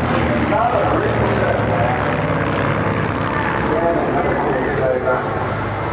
That then allows them to reposition straight down the display note. You notice the markers out there, great big red buoys, remain fly line. There are yellow buoys out there as well, that's the swim line, so I think you will be told to remain within those yellow lines to give us the safe area to breathe shades in.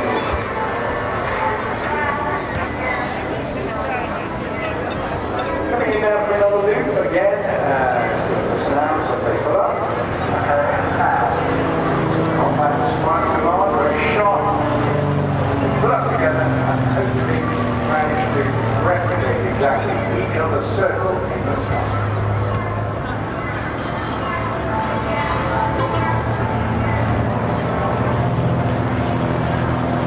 You've got some strange names sometimes you use in aerobatic business.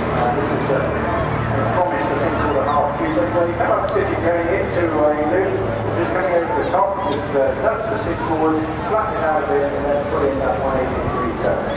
Again, great reversal maneuver to use. Very efficient.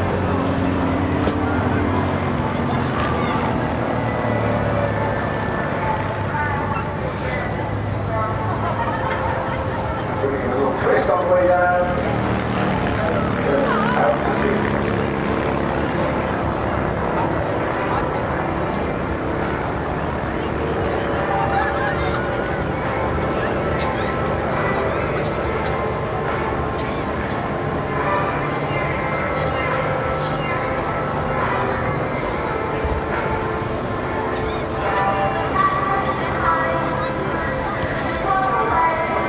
Positioning now, so one of, I know everybody's studying with the news. I'll leave you guessing just for a moment, so they're coming in the crowd centre. Another chance for all the photographic enthusiasts down there. It's tricky, we've got that little bit of high tower, which makes it all look a little bit fuzzy and grey areas. But we can start picking out the airframes.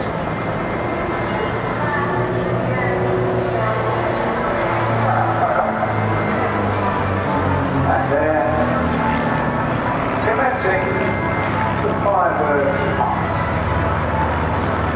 The time to give you a partner a applause or a squeeze or just pushing all their best and dedicate your friends, family, and whatever, and again, passing all our love to everybody's having a fantastic trip.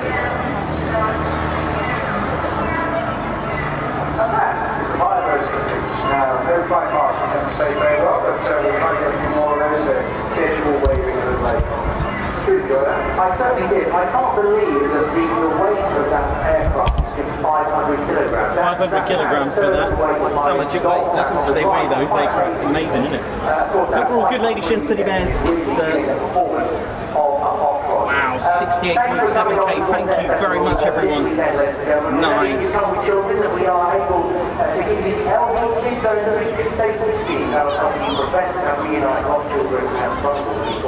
Collect a free wristband for your wear from our specially trained LV insert staff, as well as our seafront rangers and the RNI lifeguard towers. And then with a file is found that's been missing, please report immediately to a member of the LV insert or seafront team, or one of our RNI lifeguards will be on hand to help. Andy, I know you weren't seeing us today, but you're not going to be here for the next 10 minutes either. I'm off. I just thought that was a lovely invitation because I really like this undertaking to take your seat and tell us all about the aircraft. Because we're, as promised, going to take a look at the training world and how you can start off in the military. What sort of aircraft, what sort of training? Yeah, absolutely. So it's really crazy. Pilot of this next aircraft is one of the instructors of that genre. Pretty much a whole generation of pilots of both this and How we doing, ladies and teddy bears? Hope we're all good. Ted Coningsby channel live here at Bournemouth. We've got a few minutes to run, but what I think I'll do, just introduce you, please welcome, one of the flight officers, yes, Isabel Woods. It's something I have to... How we doing? Hope we're good. Hope we're all good, ladies and teddy bears. Wow, 68.7k now. That's impressive.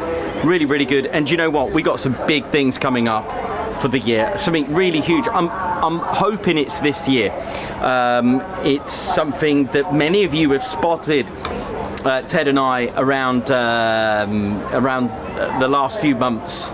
So many of you have guessed it, or at least in the right zone. But something big is going to happen to the channel, either at the end or the beginning of next year. Yeah, got to keep that one a little bit of a surprise for you, so we can't wait. So yeah, so the Grob Tutor next with Flight Lieutenant Bob Dews, who's a qualified flying instructor for our next generation of aircraft. These are usually the University Air Squadrons. Based at RAF Wittering, but we've also got them at Leeming and Cranwell as well. I think there's about 15 University Air Squadrons. Off the top of my head, this might not be true, but I think there's about 15 University Air Squadrons around the country where you can start off in that sort of direct entrance from there as well. So it's one of those aircraft where I did notice when I first started out, people weren't really paying attention to them, but when I was getting to know the aircraft and the way the system is with developing up to becoming frontline, then this is the very aircraft that you start off with to become. And when you see a Grob Tutor, it could be the next future Bright Arrows pilot, but the mindset of that individual, the mindset of that pilot is focused on the career to protect UK airspace. So for me, that is the best. That is amazing. So thank you to all the armed forces and those that are working up to becoming frontline pilots for our country. Thank you very much. And of course, whether it's US Air Force as well. Right, let me just exactly, thank you.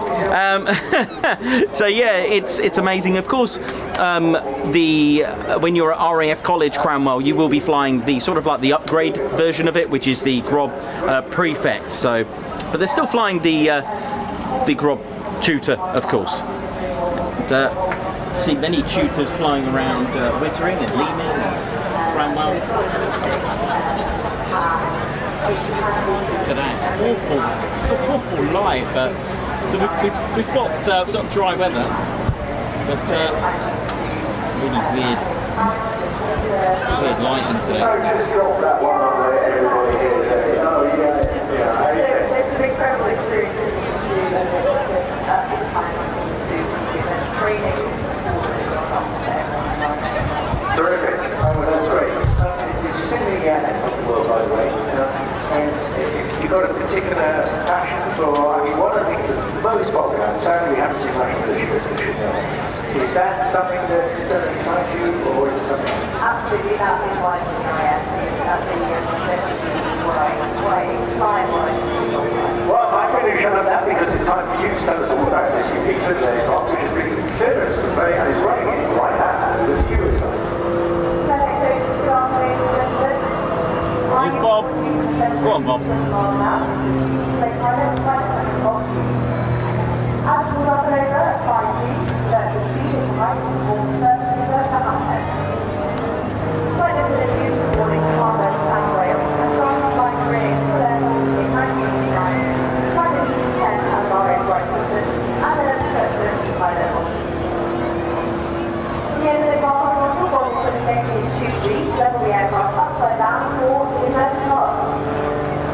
This is Bob's first year on the Tutor Display, operating a range of 500 feet, except for 500 hours.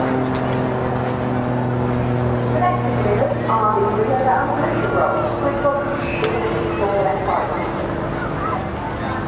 This rolls are those warning on off-service and warning on off-service.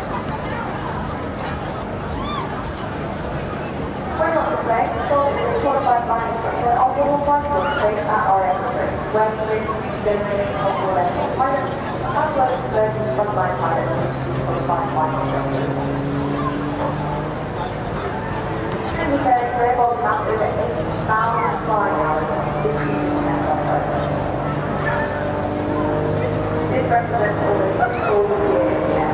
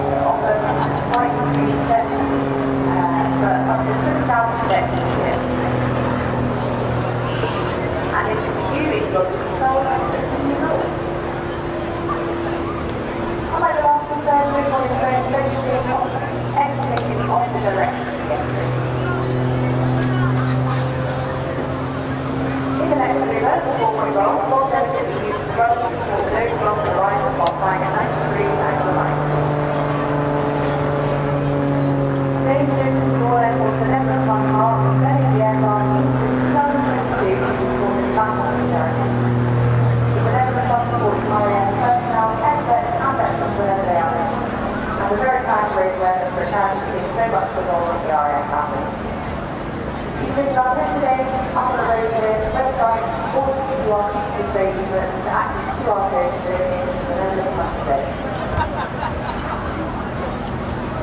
Many of you that are considering university, as I said before, there are 15 universities in the UK, and 3 universities in by highly experienced design instructors. Why not come visit the students now and talk to the university students about their experience? They provide you opportunities for development as well as wide variety of STEM training in the UK and exhibitions.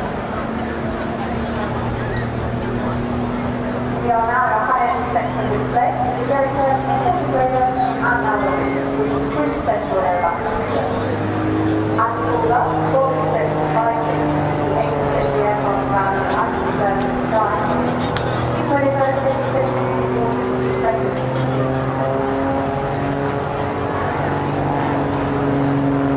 Sustainable air force increases multiple rewarding and on the exciting future ahead, continued development of our combat and store aircraft and UK-based technology. We will soon be joined by the instructions of our airborne early warning aircraft, the wedge tail, and new remote pilots and the ability to protect them.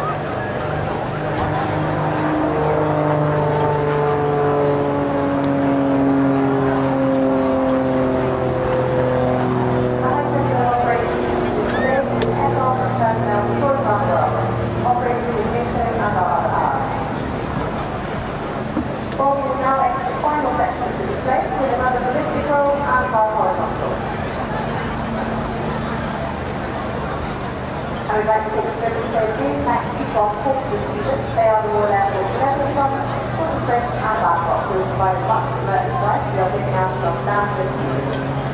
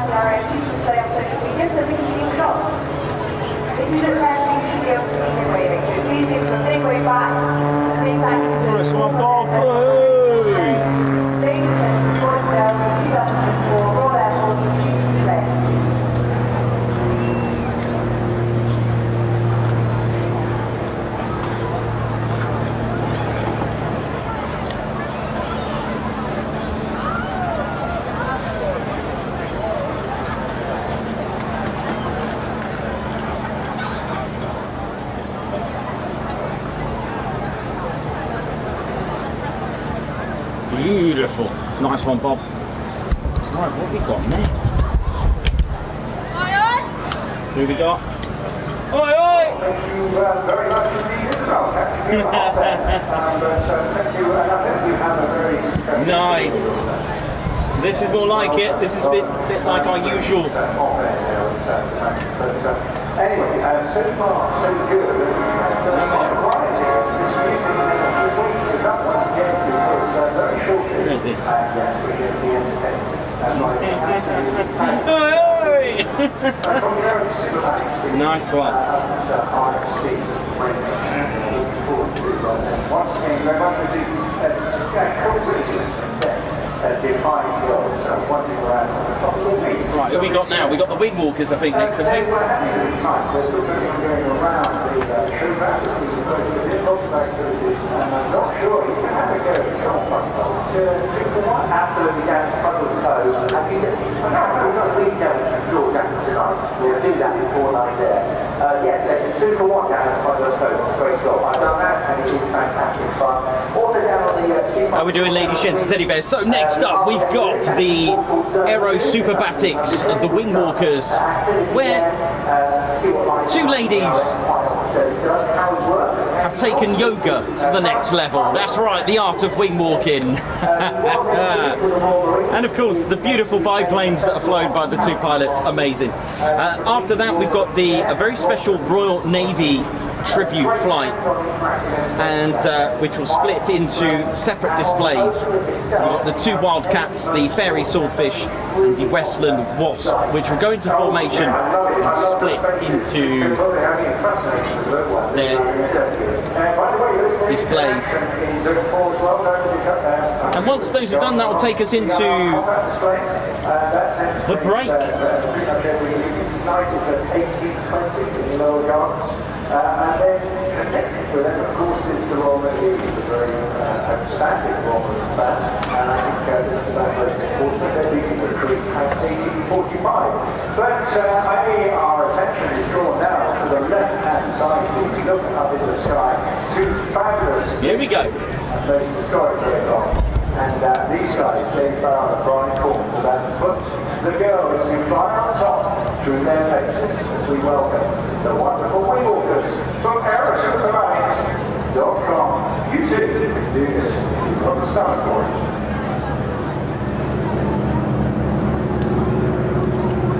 Starting in this rain, bunting over the top, all is to make an aircraft back bridge, diving in, using all this round, load on the top of his head,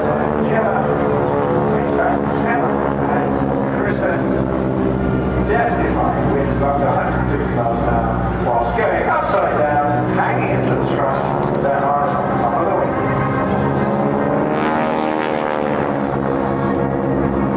Like the rasping floor coming from the upper engines of the aircraft and with standard stems.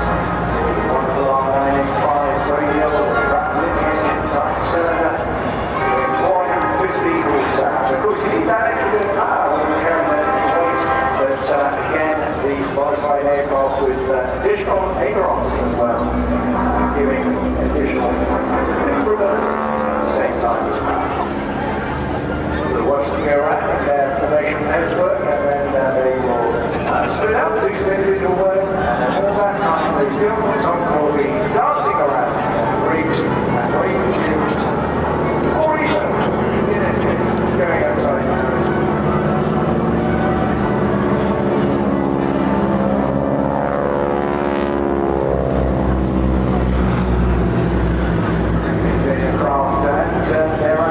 Very much we live in the heyday of the barnstorming era, end of the First World War. Let's full numbers of airplanes available, and a lot of pilots really basically looking for other options. It was a gentleman called Ormond Long who repeatedly actually was the first to get out of the cockpit to try remedy a malfunction in the aircraft. To do that, he had to get out on the wing. An extraordinary thing to do, and that was the start we'd already got the back, and sort of realised there's this having this was joined by the incredibly names, and it was there, and between them, they got the whole business. It's a fantastic joy to watch. And by Tutor's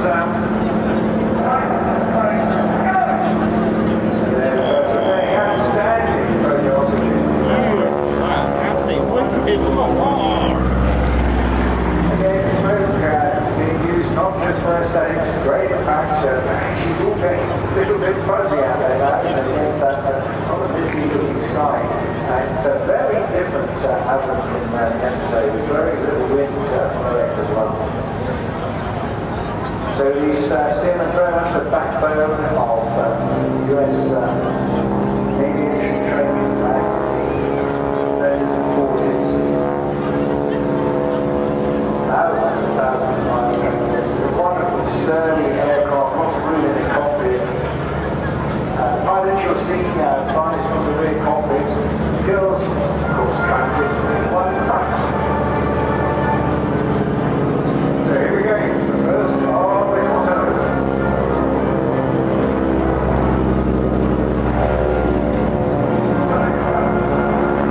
And in front over the top there,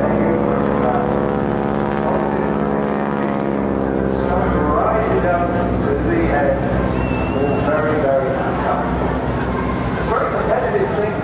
get to ride on one of these aircraft, these girls come from acrobatic backgrounds, of course, and Yeah, so on an operational level, Wingwalking was used to carry out the very first air-to-air refueling as well. That's right, a man strapped to the plane with a jerry can to refuel it. very near to science center. Coming back in now, keep your eyes peeled, there's another very big opportunity coming up as the girls fly sideways on top of the plane.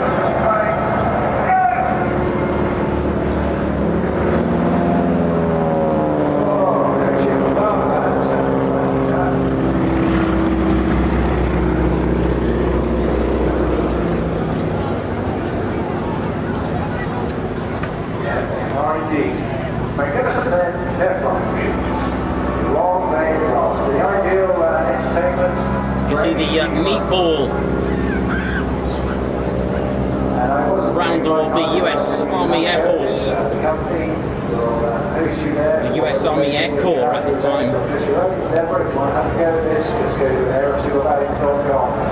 can sign up, it'll stay with 5 different aircraft, so you can enjoy them. Look at those girls upside down once again, stretching all of this milestone.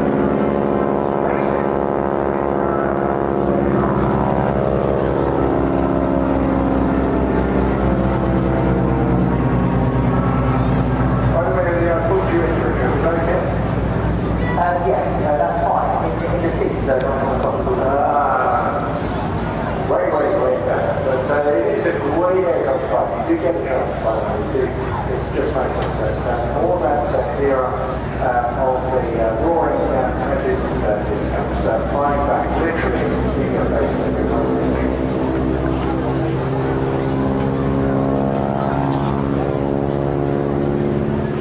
So while you get a chance to flying those team on the beach, make sure you get them all away, mind you, they're looking down the ice, chatting. Looking a bit hazy down there, isn't it? Look at these.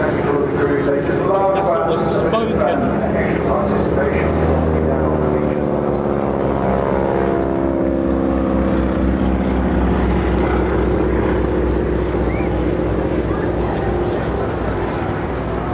And you can hear Dave, all the cars coming down fast and furious as they crash this display into the smallest space possible, whilst making sure that everybody either in the beach gets to each other as well. Keep an eye on the girls all the time, they're constantly moving around at the top deck there.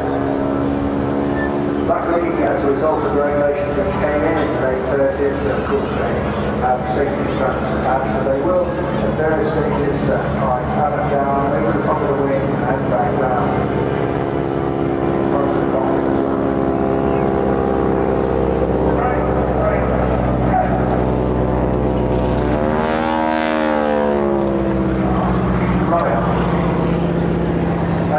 Back to around 1936, Wingy incredibly reliable, very thirsty engine, burning around 22 gallons an hour, quite a lot of oil as well.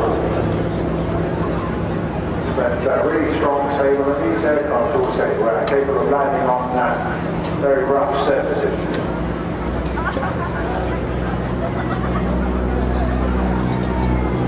Now they're coming back into their heads formation. This is the opportunity for the girls to consider a few antics, but I see them smiling a little bit. I'm guessing another little roll coming up before the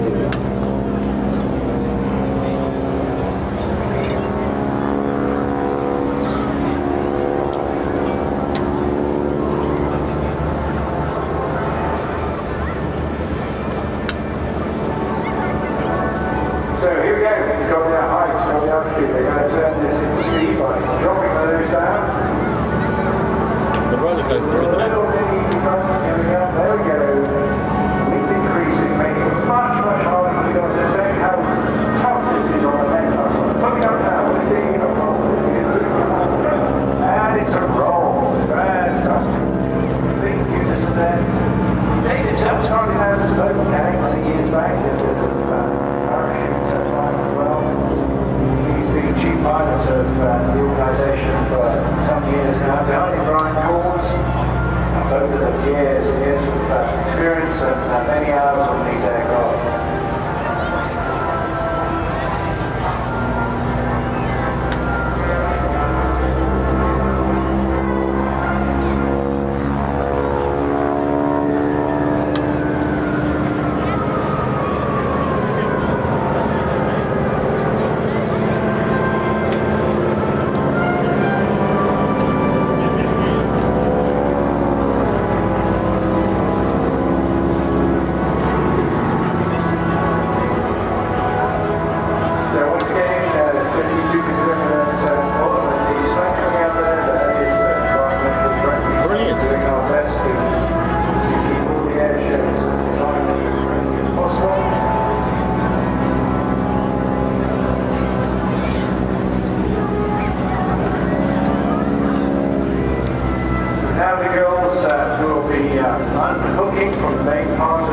Unhooking, okay. They've got a new position this year. We're trying to work out what it was. Haven't named it just yet. They haven't named it. Salmon hopping. Yeah. Yeah, salmon hopping. Where they're perched on the leading edge. So they're pointing out to sea. There is a great chance that they come by slowly now. All you. Oh, the pointed salmon. Well, just drag them on. And just look at that. Absolutely defiant of the conditions and the wind they're facing on the top. Salmon strike. There you go.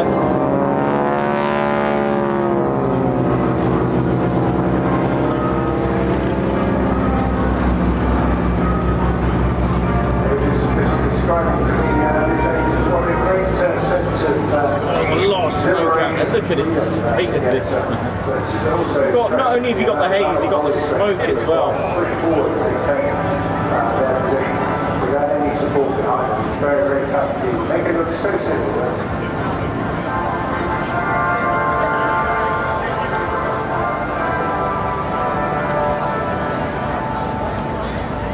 If you ever get one of those big pumps, yeah, I mean, very similar thing, except that you're resting on the force of the air.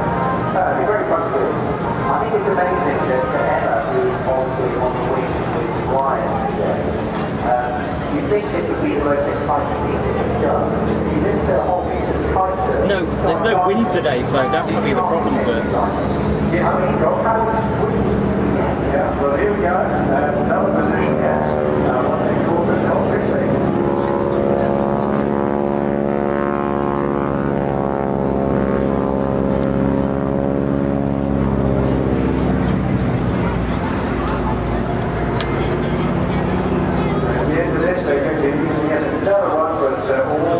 Demonstrating the amazing strength and balance required to do their job. It's not easy. And they're tiny, aren't they? We captured them this morning. So they're tiny creatures. Lovely to see. Full of smiles. I know George said way back to when their strength week day was out of the they really talked about Bournemouth because of the beautiful rhythm that kicked on in. They really can see all people way back to front. Absolutely. Of course, you'll remember we lost different variations, crunches, running many years, but actually running its own genre now. Here they are, one literally just one foot down in front of the pilot spaces, just hanging on with another arm with the other leg digging down up inside. That is quite phenomenal stuff.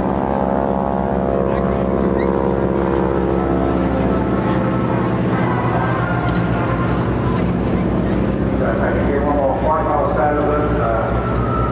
We're on the runway out here at Bournemouth at the moment.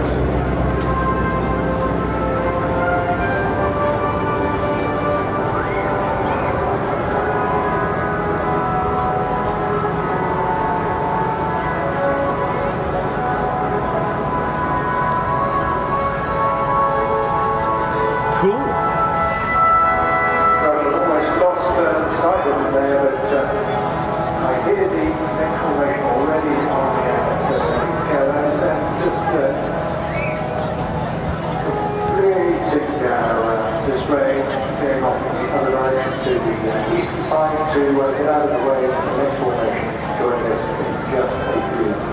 And a big thank you to Bournemouth Airport for sponsoring the It is covered in smoke here, ladies, gents and teddy bears. Look at this, you can hardly see the pier.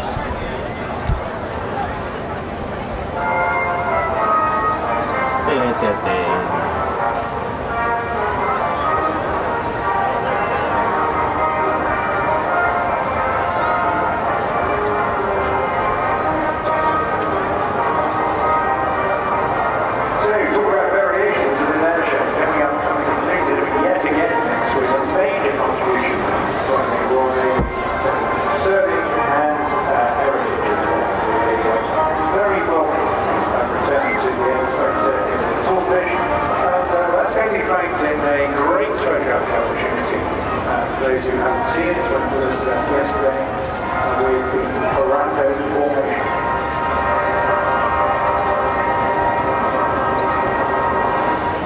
So we have the formation of the Swordfish, 2 Wildcats. I can just about make them out now through the... it's really... it's so smoky out here. Extremely well, and a rejuvenated organisation as well, right at the heart of commemorating Royal Naval and Fleet Air Arm aviation activity. Yeah, I'm struggling here with this light. Hang on.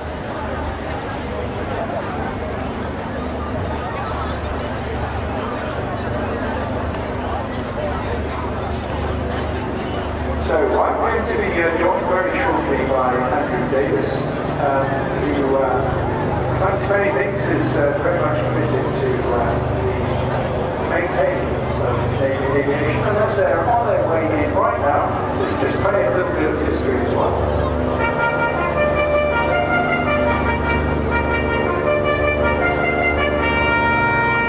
Well, there's a little bit of nostalgia for you as well, Andrew. What are we about to see?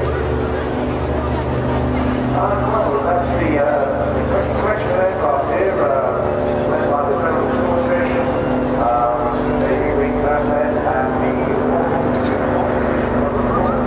we're very lucky to be today with the awesome equipment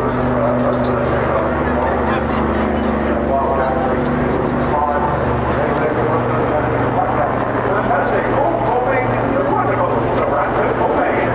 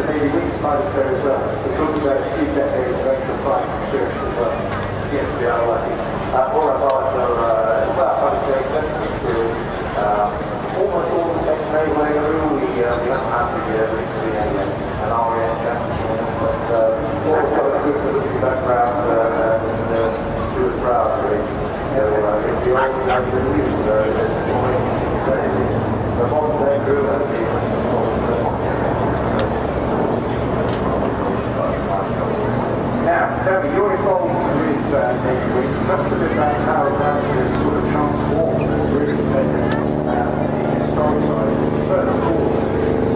Yes, the little more Navy runs an historic side with the Swordfish technology and all around this. Recent Navy Wings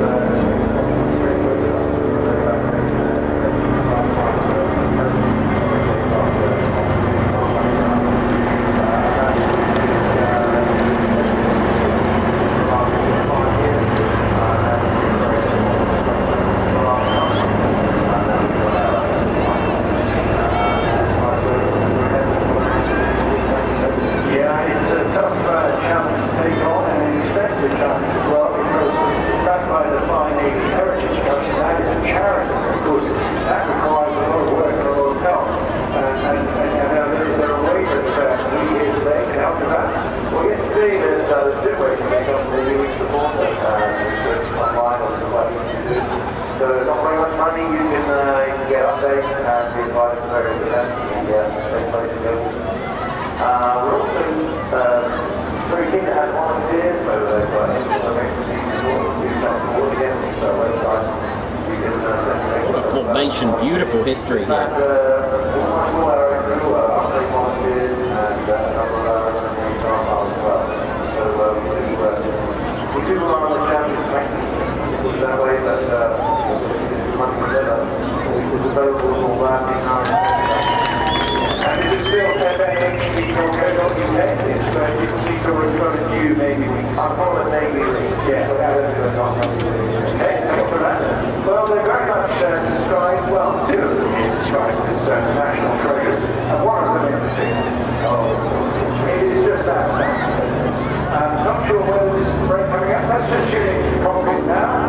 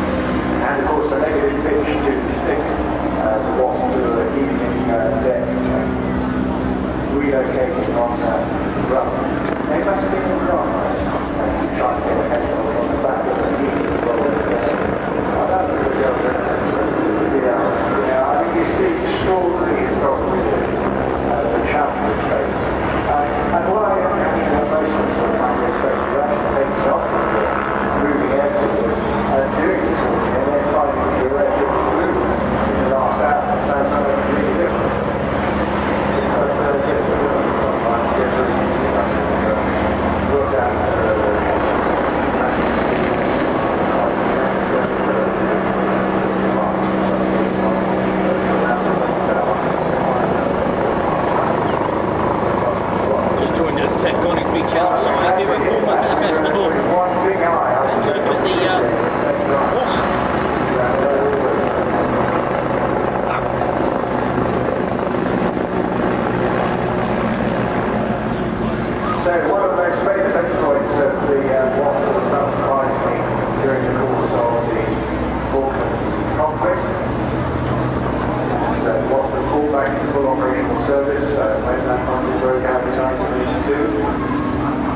also joined by 7 reserve frigates heading on with weekend missions. And not in fact, they're late 1982.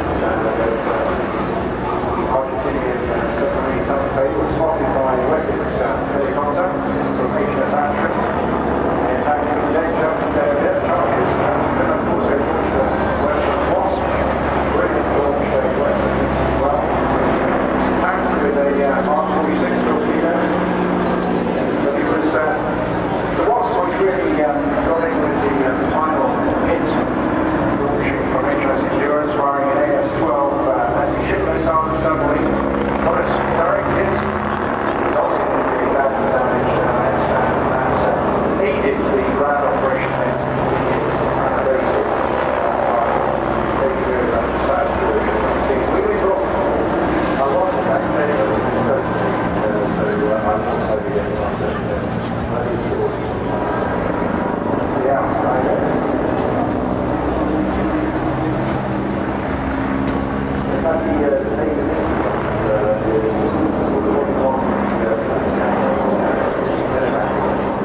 And they did very good idea, both Navy and Army and the Scouts as well, performed spectacularly well, whilst under fire at the same time, getting in and out of the battle deck, bringing them back to the ships. Sleeping it down to the 10 and if you were little dogs, we could be able to see you on the way.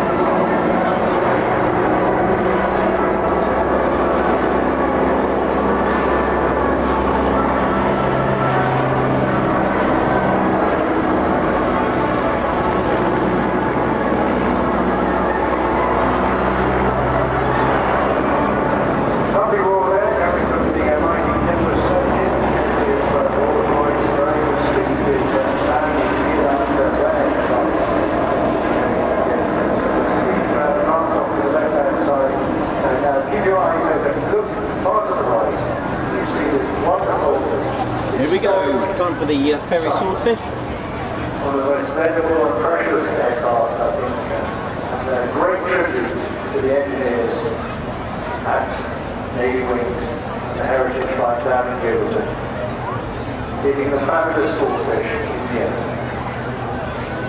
It's got folding wings as well. Began as a private venture to replace a Greek ferry aircraft. Originally designated the TSR-1, a torpedo spotter reconnaissance aircraft. But after a bit of a design phase with the fitting of a Bristol Pegasus engine, and that is a huge beast at the front of that as well, isn't it? The also 150 horsepower, it is quite an engine. And tricky, I mean there's not many of those still in the air. But the TSR-2 version first flew in 1934, taken into service in 1936, designated the Swordfish Mark 1. And this is actually Swordfish Mark 1 there. The only one flying one here, the Swordfish Flying, is Mark 1. It's not a huge regulation what's your response? Right, okay. I mean, you've got a hell of a stable of aircraft here. You do a great deal of flying aircraft on Fying, gents anymore. Yeah. You know, helicopter walk, and quite a variety of things to display in the year. Now, another Fury. We've got a Fury and a fantasy of red weather day for us today. Our Fury doesn't have an engine.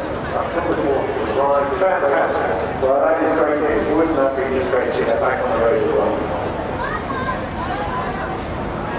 Well, despite the Swordfish being pretty much regarded as obsolete by the start of the Second World War, actually it was amazing how useful it became and gave considerable service. It earned its nickname of the string bag because of the very little version of the various shopping bags it could carry, such as the 1,600-pound torpedo that you can see there, and a variety of depth charges, bombs, knives, rockets, and guns. The Pegasus engine we referred to was the cutting edge of technology back in 1934. But only managed to propel it at around 90 knots. So it's a steady machine, but it can keep going for quite a while. So a long day. Indeed, with a full tank of petrol, you can go for over 5 hours. It will take quite a here it is, yeah, so absolutely. And of course, when heavily laden, when it's even slower. There's a crew of 3, and you're talking about how difficult it is. Yes, they were, no compass, no heater, and no shelter. They just had to take what was in front of them, and then the pilot had to give it rules, However, and you'll see here the men showing you just how beautiful it is, and of course the aircraft also sporting as tributes this year to the 80th anniversary of D-Day.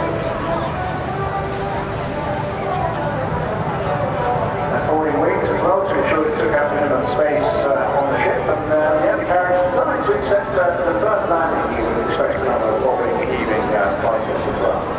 Also, we'll be provided with an arrestor hook to enjoy short landings and catching the wire on the deck. With this one, I've only been fitted with those raincoat rockets, which we used to try and get it off the deck faster. What's this one? You know, that's the first and in fact, it's an interesting fact. The engine between Mark 1 and Mark 2 is the upper wing on the Mark 2 is the F-line. Right, so they found it very short rocket box, and then Mark 1 it was very sensible conversion. Very sensible indeed. And well, we've actually the observer navigator from the sector cockpit using the Starlings campus. Quite a lot of intuition as you described there, when your mental maps out. And there's a danger of this air gap. So when he didn't sit, he stood up facing the arm, didn't he? Because up there on the deck would have been a 0.303 fluid scan, whilst operating the radio at the same time as well. Right now, I was just going to say, coming through now, very stated by our strange transfer deck. Absolutely. Say hi to you with the wave and please give them a wave. Yes. Nice one, man. That was a salute. Did you see that? It's just a most extraordinary sight, and what they went into, extraordinary operations. Toronto, of course, being... Did anyone just see that salute, which kind of stopped right where we were? They're tuned in, man. The Coningsby channel, surely. Such notable occasions, such as chasing down the Bismarck, pretending when the Swordfish got a torpedo through the steering gear, and then February 1942, 6 Swordfish effectively stopped the confusion, the Charles of the East now moving up the English Channel, known as the Channel Dash. And they scored quite a number of commemorations and awards, the crews of Swordfish. Indeed, there's a lot of great things by all sorts of crews, especially the Channel Dash, which did actually involve the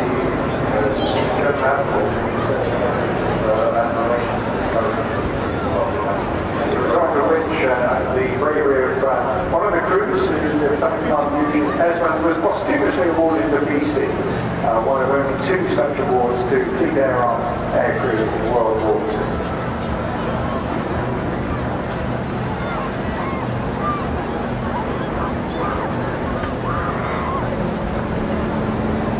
Probably the most important role they played, however, was that in the protection of the Atlantic and the Arctic convoys. It's a wing line from there now, great chance to contribute farewell to this venerable and outstanding and hugely precious and important artifact.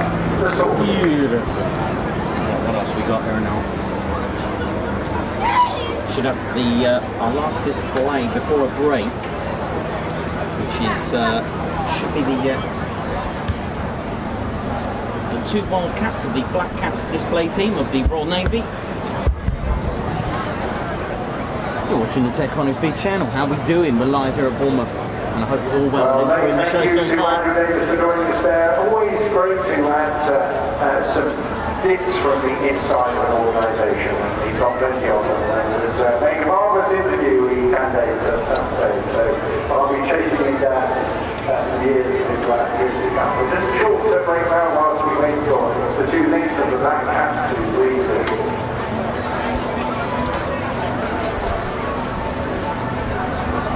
We are waiting for your arrival. Let's go through some green attention for you. Remember, it's fairly hot out there, and we have lots of reusable water bottles in use this weekend. We fill them all from taps on the seafront.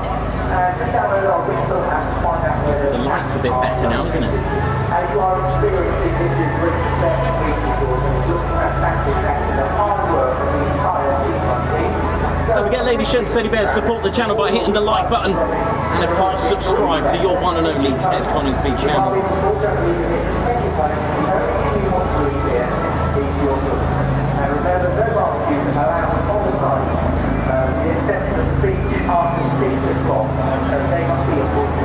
Here we go. Hey, Andy, look what's coming into the left-hand side. Yes, let's watch girls. Second day, Bournemouth Air Festival. A huge welcome to the Black Cats.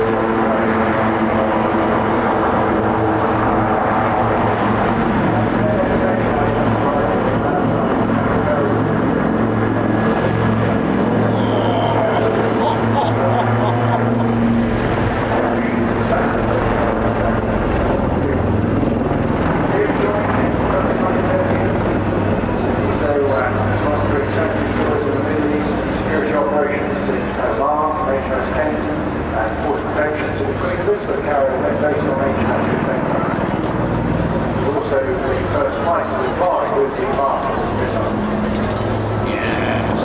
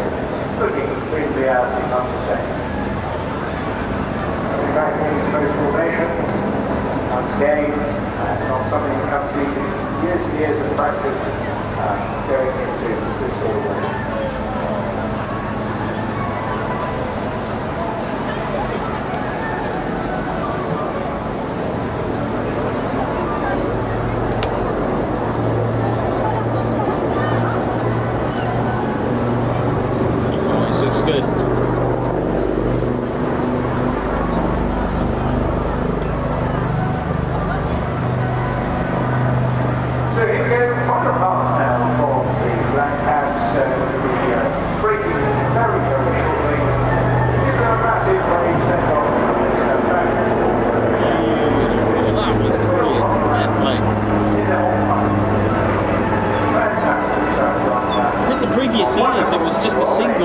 Wildcat, wasn't it? I don't recall them having two before. Yes, because sadly it started off this year with only one, and they've just mentioned it, I swear, great minds.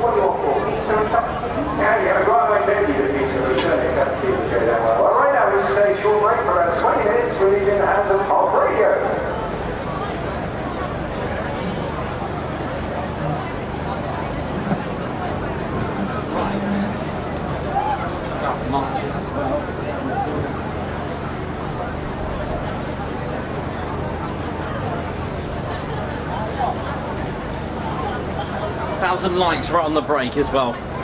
Amazing. How we doing, ladies, gents, teddy bears? Hope you are having a ball with us here at the Ted Coningsby channel. 1,000 likes. Oh yeah, thanks a lot. Hispanic flight. Hope we're all good and enjoying the show. Well, what a great start, eh? Absolutely brilliant. Hope we're all good and enjoyed that. The light was shocking, man.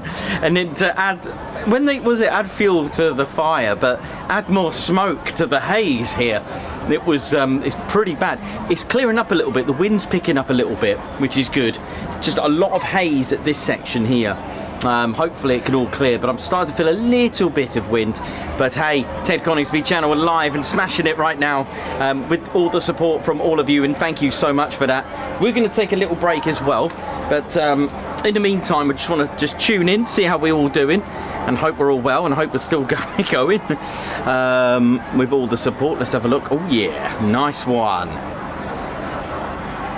Right, let's have a look. Just let us know what's been your favourite so far. Who we got here? We got lots of support here. We got Keith Smith. Keith Smith, how you doing, my man? Hope you're good. And we'll get you some of the Guards marches that you quite rightly get a special Guards march from all your amazing super chats that you give to us, and gifted memberships. And we've got Keith Smith, Oi Nikos, Ted, Claire Bear, Spanner Crew, and all the TCS Guards March. Thank you very much for that. We'll do them a little bit different. Christine Holdsall, thank you very much, who's tuned in from Germany, who's gifted, oh, you better get a high five for that, who's gifted 10 Ted Coningsby memberships. High five, man. Guards March. Thank you so much, Christine Holdsall. You've got Philip Knoll, who's been a member for 14 months with the Ted Coningsby Squadron. Thank you so much, man. Guards March, Phil. Philip Knoll, 14 months membership. Margot, who's on the other balcony, has given us a super. Thank you very much, Guards March. Tim Ballen has joined the Ted Coningsby Squadron. Welcome back, Guards March. Babsar, high five, Guards March. Thank you for gifting a Ted Coningsby membership, Babs. How are you, Babs? Hope you're good. Good to see you on here. And also Keith Smith as well, Guards March, who's also gifted a Ted Coningsby membership. Chris Diggs, welcome to the TCS Posh Officers. Wingy will be pleased. Thank you very much, Guards March. Andrew Porter, for the parachutists with the huge Union Jack. Yeah, I agree. Nice one. I agree. I'm very patriotic to that. Nice. Well said, Andrew Porter. Margot, who's put for great streams at Bournemouth. Thank you, TCS, for joining us at Bournemouth and making it special. Guards March. Thank you very much. Thank you so much. Thomas Perry, who's put thank you, Nikos and crew, for a lovely glimpse. It's Greek night. Thank you, Nikos and crew, for a lovely glimpse of the Lancaster. That was a real treat. Greetings from Michigan, USA. Cheers! Cheers! Oh, yeah, Guards March, and shout out to Michigan. Thank you very much. John Samuels, high five. Thank you for gifting...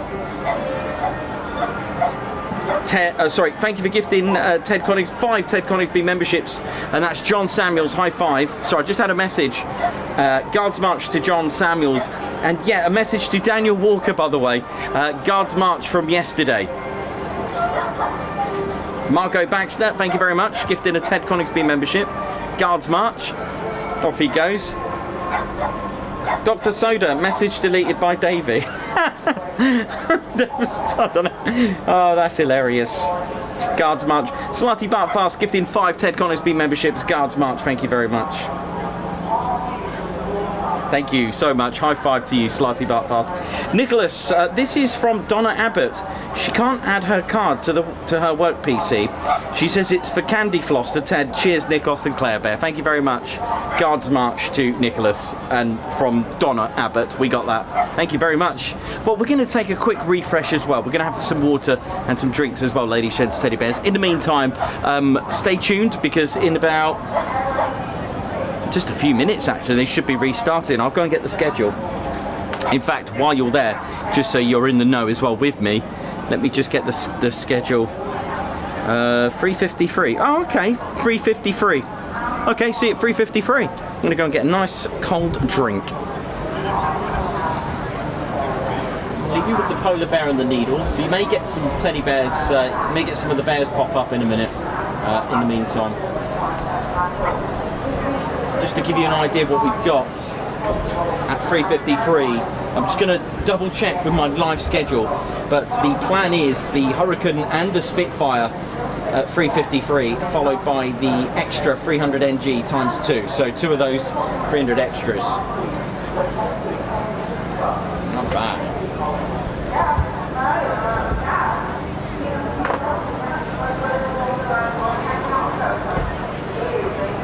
Just quickly, a little shout out to Mr. and Mrs. Coningsby, Ted's parents, who are well, with us for the duration. We're quite proud of Ted. Mr. and Mrs. Coningsby.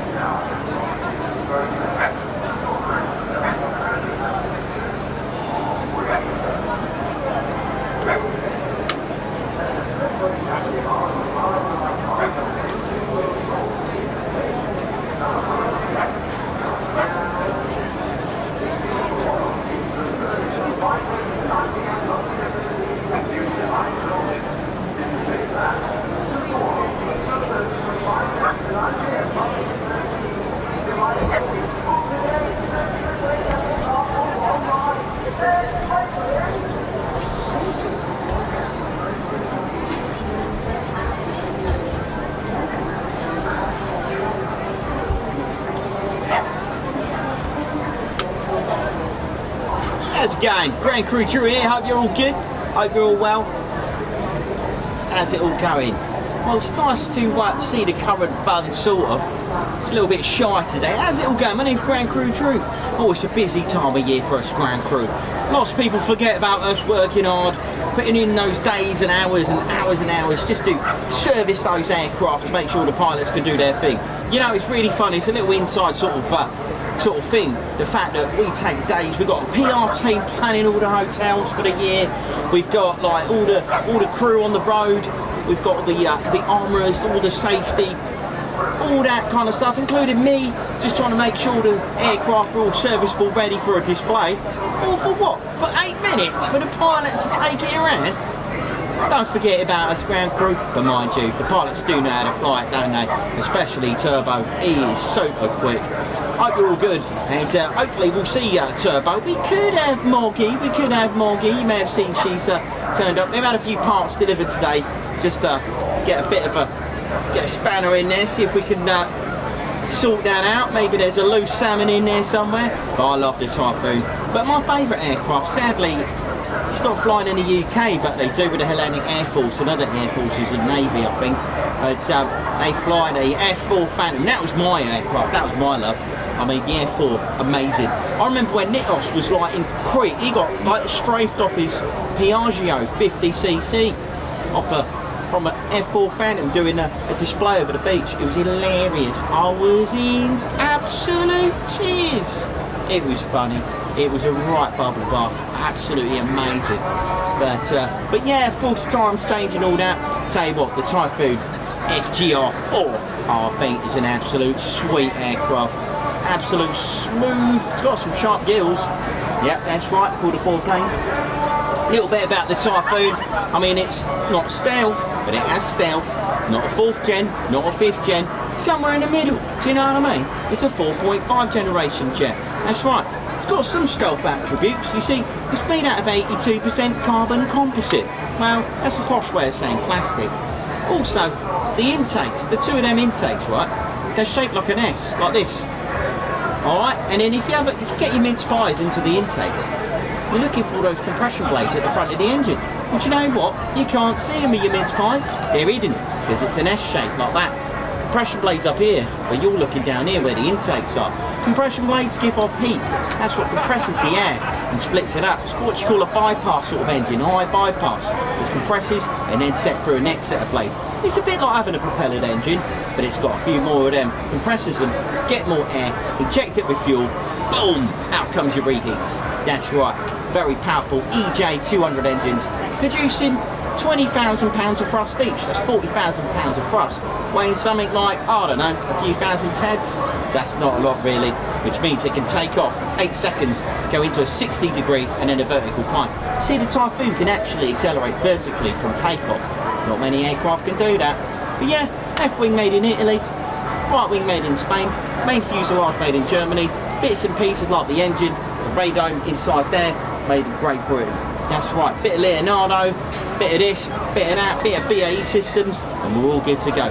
Inside that radome, inside the nose, in fact, where is Reggie? In fact, inside the mush of a Typhoon, very good bit of kit in there. You see, it can detect aircraft more than 160 kilometres away, fighter jets it can lock onto, which means no need to dogfight, innit? And then larger aircraft, well, can lock onto 300 kilometres away to lock onto one of those. In fact, one of them, it can do up to 20 to 30 aircraft and prioritise 6. It's an amazing aircraft. See, shaped like a triangle, basically a delta wing configuration with the 4 planes, because the aircraft is unstable aerodynamically. So it's got the 4 planes, because it doesn't have the elevators. I know, clever piece of kit, right? Right, my name's Ground Crew Tube, nice to meet you. Don't forget to tap that like button and do subscribe to the one and only Ted Coningsby channel. See ya! Don't forget about the Ground Crew.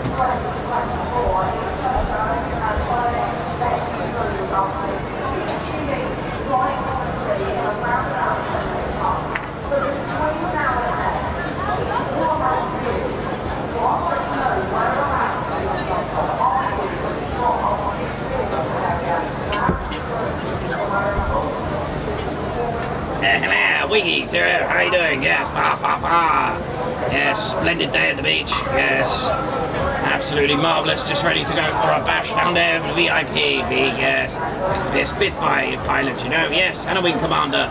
Yes, none of this frost weights. Get the Merlin engine aircraft. Boom, away you go. Yes, That's right, absolutely marvellous. A bit like a Ferrero Rocher ice cream. Absolutely splendid, yes. Hello, posh officers, how are you? Reporting for duty, I see. Yes,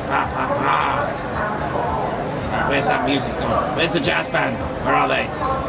Let's go. Chocks away!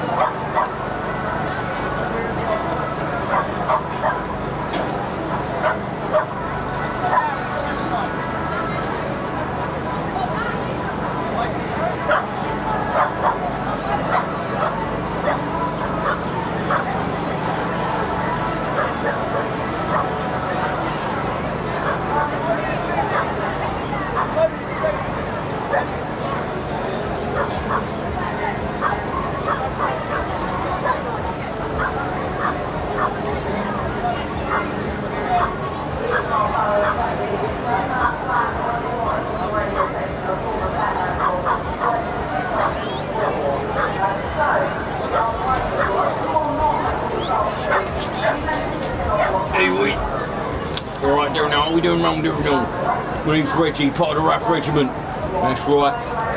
I'll look after the ground there now. That's what I do. RAF Regiment, just doing me checks. Work with the police down there and all that, all the other regiments and that. Yeah, I'm part of the RAF Regiment. You wouldn't think of the regiment protecting the skies. I know. We're on the ground there now. Here, here's a picture I draw these pretty little planes. You might like it, because that's how we do it. That's what I've done the other day, look. Look at this. Safe ground, secure air. So Reggie's there with this pretty little plane there now. You can see that there now, look at it. Yeah. That's how we do it. We've got me and the Reggies down there looking after this pretty little plane. Looking after the control tower. Safe ground, secure air. That's how we do it around there now. Actually, I'll just take that there now. You can tell I'm regiment because of our mush. A bit like that Typhoon radome that Grand Crew Jew was on about there now. So I'll do it around there now. I'll do it, yeah. Detect stuff, detect danger. That's right, regiment. Looking after the ground, safe ground, secure air. That's how we do it around there now. Behave yourself there now.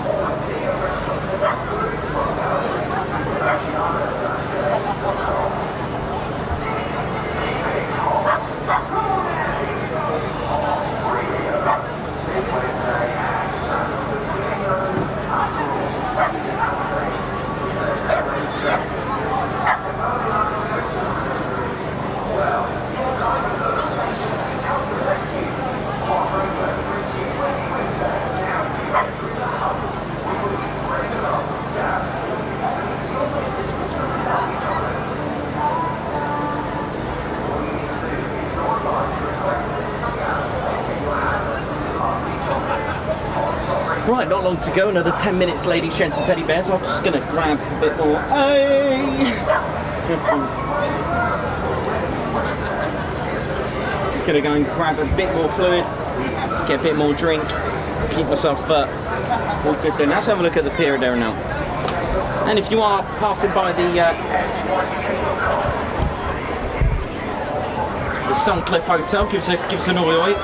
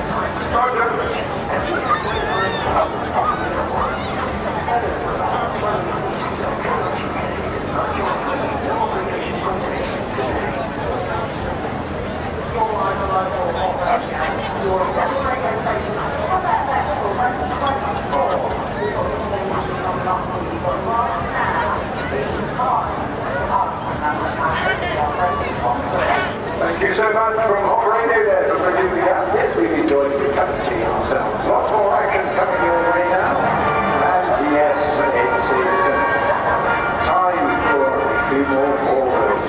Lovely. And really interesting section coming up now.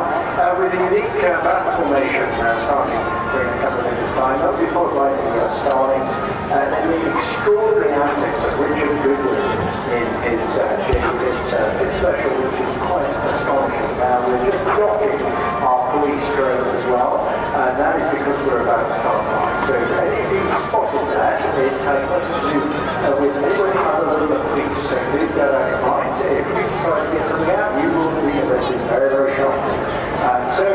Moving on, we're also in this section going to see the Gazelle Squadron. 4 different Gazelles owned by a lot of ex-military pilots, and unsurprisingly by new from the Army Air Corps. And it is also food time in this section as well, with the mighty Tutor in Typhoon. But with the Warbirds, I think we'll go for 3 Spitfires and 1 Hurricane, 4 Gazelles, a Typhoon, 6 Special, and 2 extra 300. That's quite a package. If you're looking for iconic aircraft this afternoon, Bournemouth It's every single box. Absolutely so. So, couple of minutes to go for the season, guys. Time now to start thinking about getting back in position, sorting out all the antics, whatever you have, of course, making sure everything looks after. Enough of it now, and it's practically 80 is wrong, but that's some sort of song, so keep it hold. Keep hold of all your documents as well, and this is what is necessarily a concern. If you have any concerns, just be very friendly stewards around the side back, we're all here to help out a great hospital. And stretch it out too. It's a busy day today, much busier than yesterday. You know, just make use of what's around such and there is a lot going on. This evening, of course, well, down in the lower gardens at 20 past 6, it's a fantastic demonstration of what they call it unarmed combat with the Royal Marine Commandos. But it's pretty kind of stuff, but you know, not all weapons, it's just muscle on the muscle, and that's taking place in the lower gardens at 20 minutes past 6 tonight. Followed at 7:15 with big retreat down there for rounding out our easy investigations in the lower gardens. Remember tonight as well, we've got night air, and then we have another break for us to get some more refreshments, some beverages, and some evening snacks, and then We're doing ladies, gents, and teddy bears. So here we go. So first of all, we've got the Hurricane and the Spitfire. So it's Hurricane Mark 1 and Spitfire Mark 5. Let's see what we're going to get. Enjoy. Time for the Warbirds. Here we go.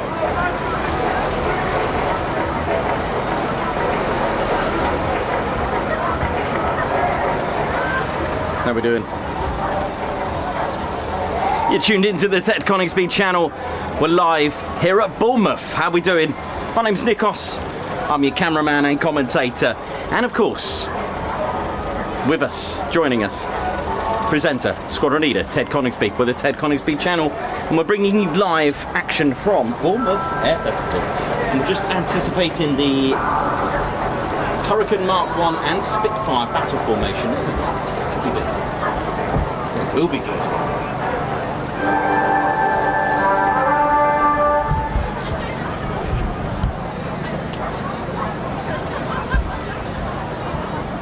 I think they're coming from the left.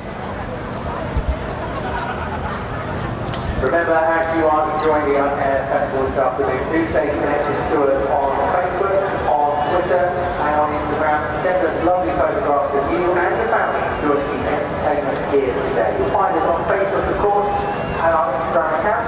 Just search for Bournemouth Air Festival, hashtag BBMF.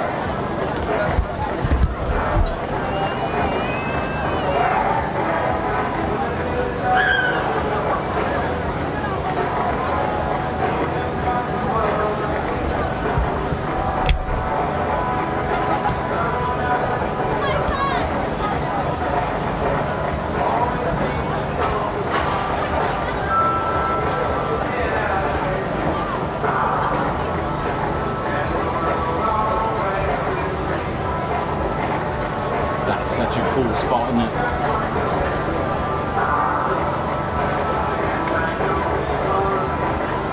The polar bear and the needles.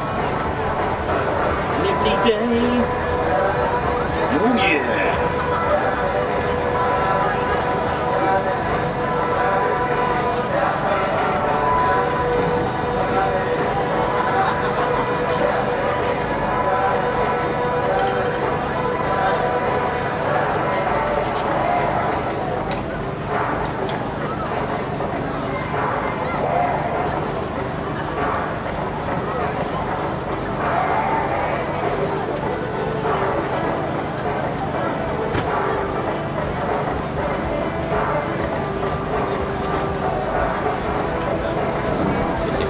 Directly in front of me. Seems to be more than two, so. Well, keep your eyes in the sky. We have something of a treat coming up now to start the second phase. The second day of the 16th Bournemouth Air Festival. What a glorious weekend we're having. Perfect weather conditions now. The sky is clear. You can hear the radio cackling in the background. And that's because we have two venerable warbirds coming your way. Battle formation all the way from Sidewell. Look out now to your left-hand side. Welcome. Mark 1 Gabriel Burton. What you're about to see, an historic Hurricane Mark 1 and Mark 5 Spitfire.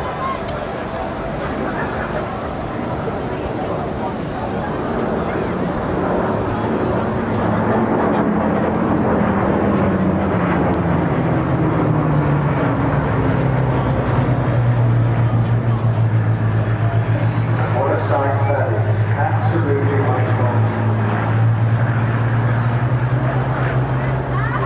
Defining so much that is great in the history of this nation, of course.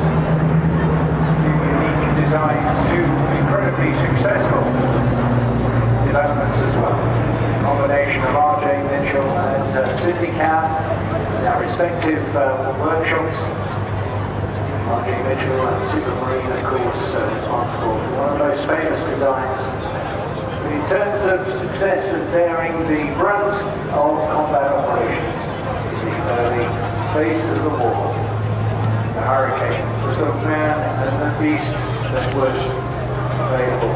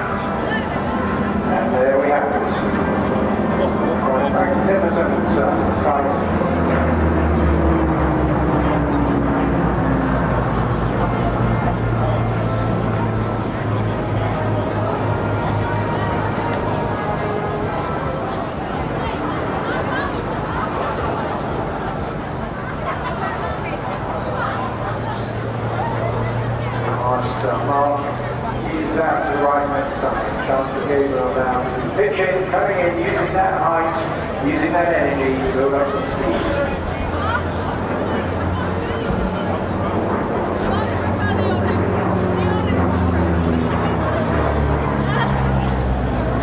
What view was that?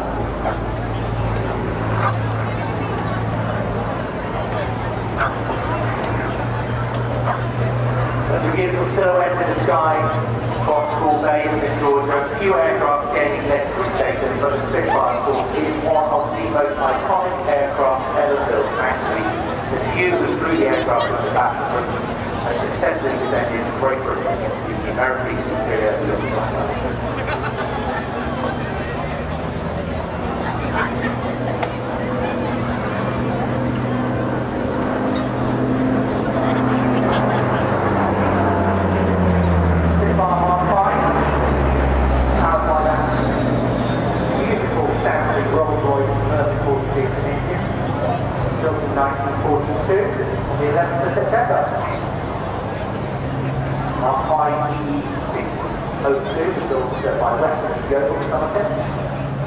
And when fitted, had universal C-wing configuration, which allowed it to be either 8 machine guns or 20mm cannons, or a mix of machine guns and cannons. Of course, Mark, a familiar name in the circles of display aviation. He's real passionate very much with Warbirds. He's had his team for 20 years flying with the airshows and information go back to flying Russian Yak-50 aircraft demonstrations all over Europe. And then transferring his skills into other Warbirds, flying Mustang in Florida a few years ago, and now performing other demonstrations and flying the Spitfire. But also Warbirds flying space at the Taiwan Air Festival.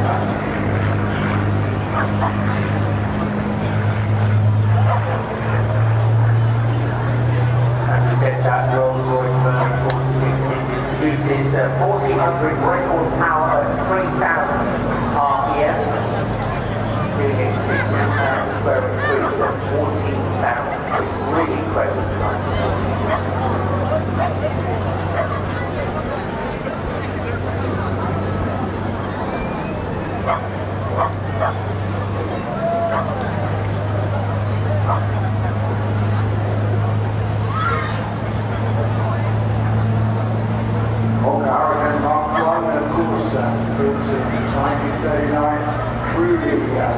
Historic machine.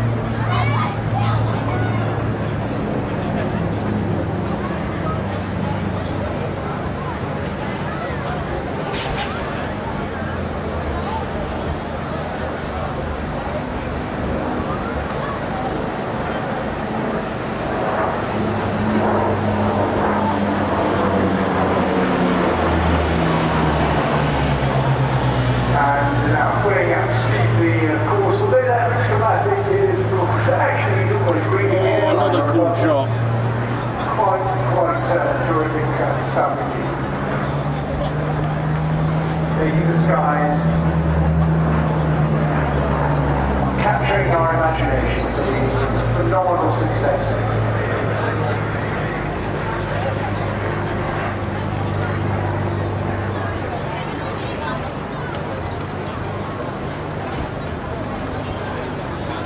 So we're just working out there, the switching that's been going on was a technical problem, catching this format as well, and very sadly Mark returning early with an issue there. Leave this in the hands, but every air show should have an opportunity for some solo Spitfire.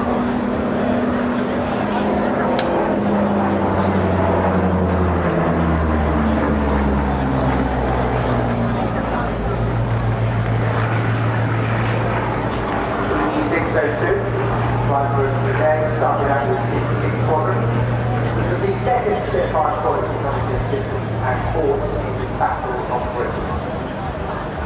Gen West 249 Squadron in recognition of large sums of money that the Indian government raised through the sale of war bonds. Some squadrons were then named after Indian provinces, and 49 was named Mysore Squadron. Final squadron was 453 Royal Australia. Like today, Gabriel Barton, soloed very early on, fighting against the 16 EPL at 17.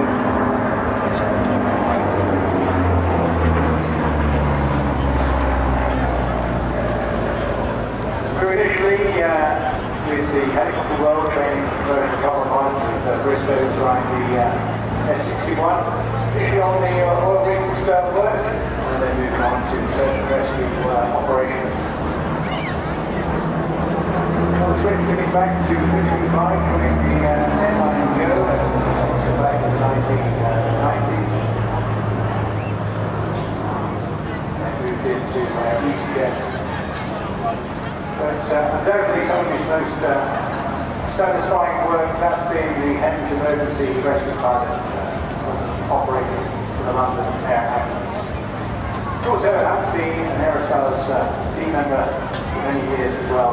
He also owns his own pitch wagon, married to Kate, lives in Norfolk. A real pleasure to see him here today.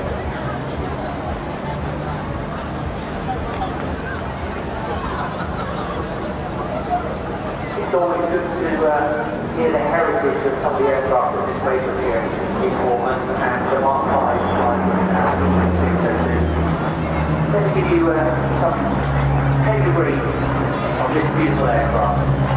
Completed over 100 missions, including escorting the Flying Fortress Memphis Bell back to the English coast after their now famous 25th mission with the 129 Squadron for a damage and taxiing incident and taken off the chart.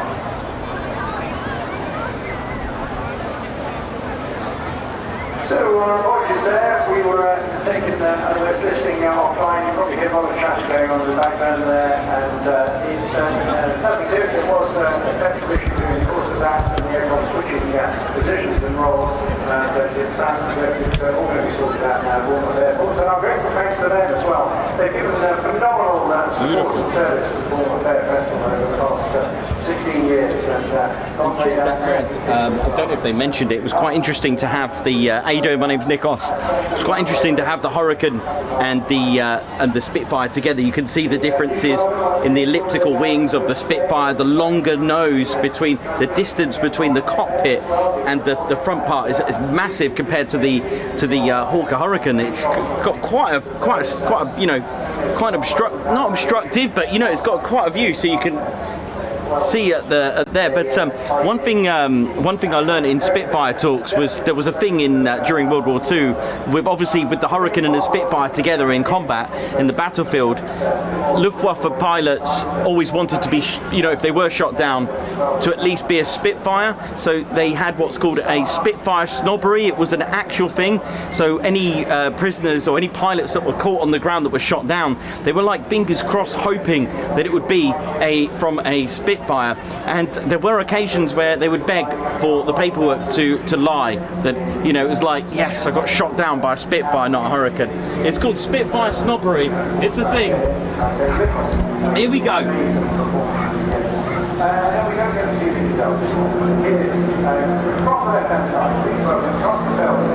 It's the Starlings with the extra 300s. Now these are cool. The roll rate on these is phenomenal.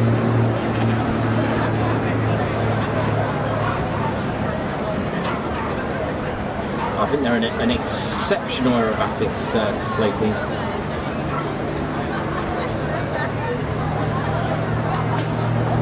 These absolute consummate professionals, an outstanding pedigree of championship aerobatic flying between the two of them. You need to keep your eyes peeled to follow these guys around the sky. But this together in 2021 has scored huge successes around the whole of the UK and Europe. Very former British aerobatic champions themselves, Michael Viggen, forming what will become initial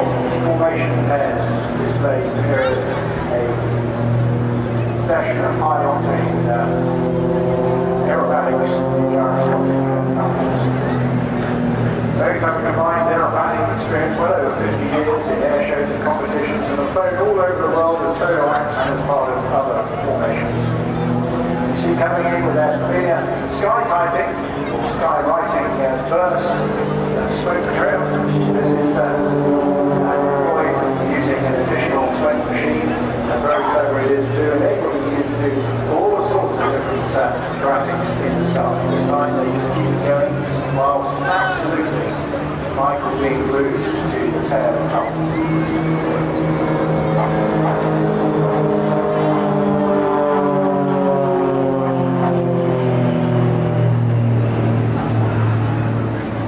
First half is essentially demonstration of formation aerobatics, opposition maneuvers, and some great photographic opportunities. Finding the outstanding extra energy unlimited aerobatics rolls rates in excess of 420 degrees per second and plus or minus 10 G. Tom's spent a bit of time in the army flying around in all sorts of other aircraft before getting his BBL back in the early 80s. Since then he's flown around 40 different types, accumulating well in excess of 7,000 hours of experience. Introduced to aerobatics by late in France. Never looked back, flying his flying won his first contest at Marine that same year, and went on to win the Tiger Trophy at the standard level, before then moving on to the USA's late 50s. He won the 1995 UK Advanced Level Championship.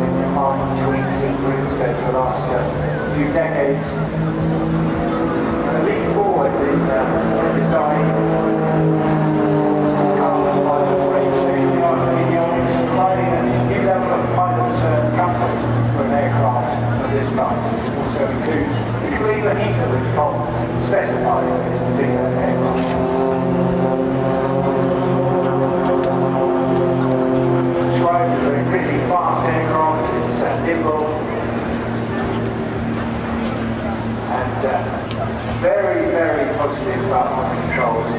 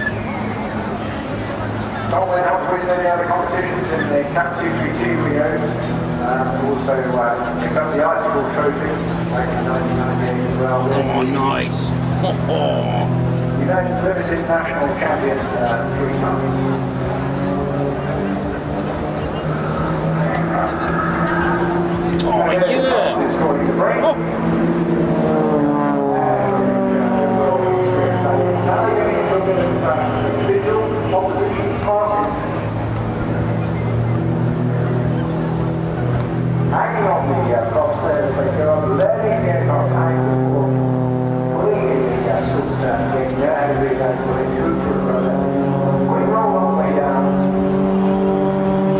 And swing low level high speed up.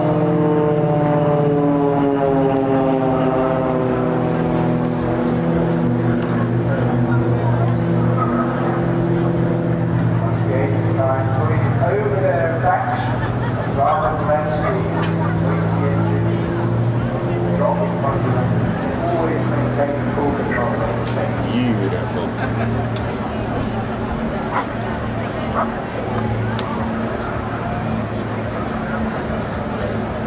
And you can hit the bells and tones, of course, so massive air gap between these guys. You could sit and listen to Tom, but absolutely out of guys here is show just a couple of months ago. Just learned so much from these guys. Much younger, of course, Michael Speaking alongside you there. So I find him very young age, inspired by his father. His first ever running competition was 14 years old. Setting out for the Starlings time.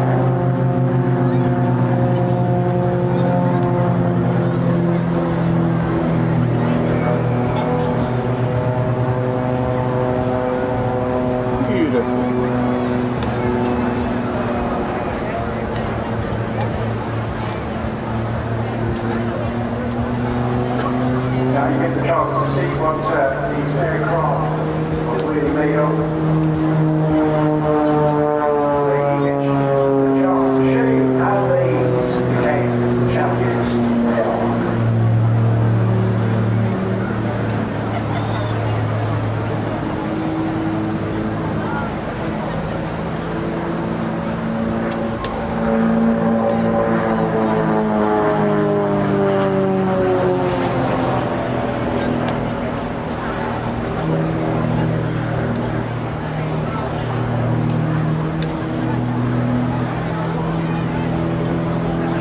No way.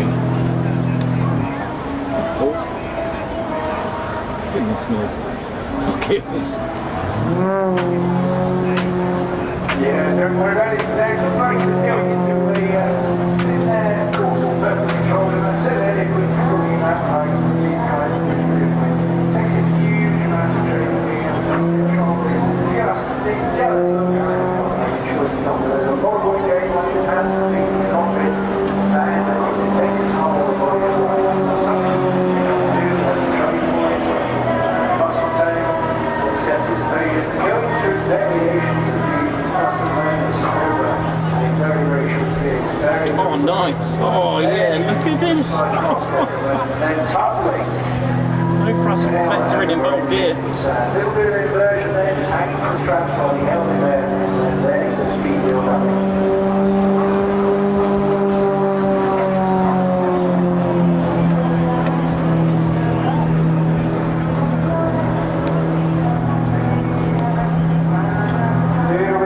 Little bit of slide, flattening it out there, letting it into the speed. Controlling it again, down and down. Absolutely no issue. There's a good opportunity. It's limited to rate of roll when you get that direction.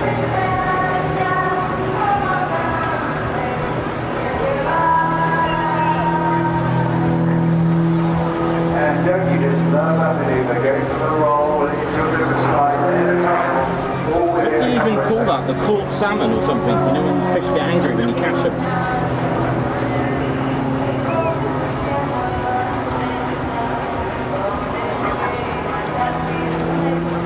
Not the sort of thing you want to rush if you're not used to this sort of work. You can land it on your side and spin it around on the maximum spin drive.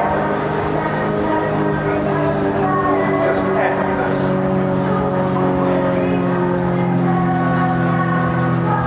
So, top vacating the sky now, so that's Michael Perry and super proud as well. The youngest person ever to be awarded the CFA display authorization for display time. The age of 23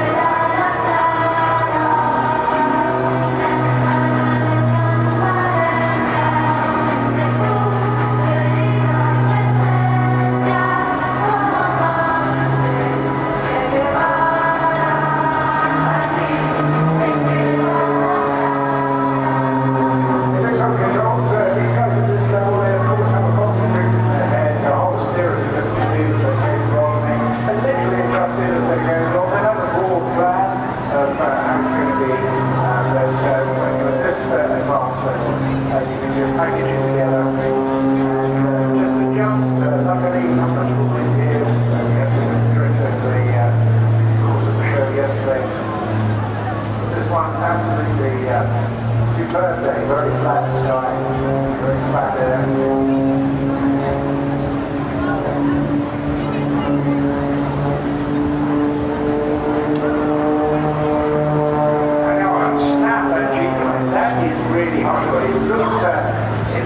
Behind us, but I can assure you the force is going on the inside the aircraft and what it's feeling like. It's a lot of stresses and strains. And of course, that is what you're going to train for. Aircraft contains so much.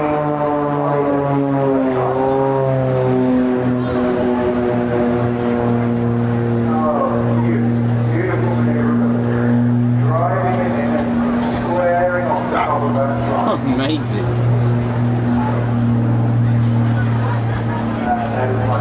Taking the brain now.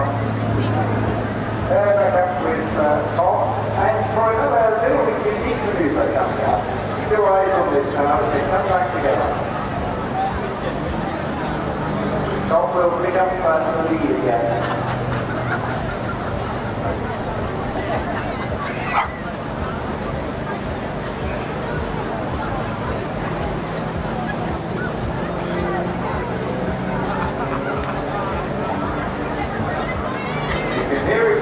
Rolling now, Tom takes up the inverted position. He's going to try all the way down the fly line, hanging the straps.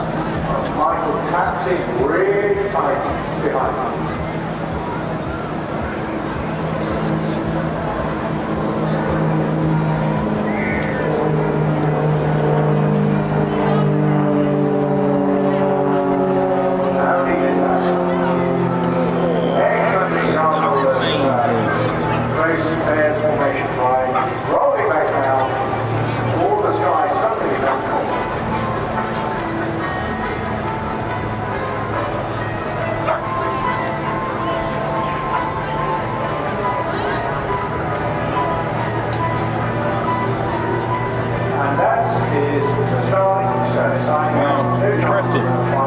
Definitely. Back to Bournemouth. Great way for the extraordinary, ever effervescent Richard Viggen. So that aircraft, George, it's got a limitation on gear by the frontal negative SG. I touched on it a bit earlier, but explain to those people that don't know exactly what G is. Well, right now, we're all waiting for one G. So, some more aerobatics coming up now. I think it's Richard Goodwin with the J Pits.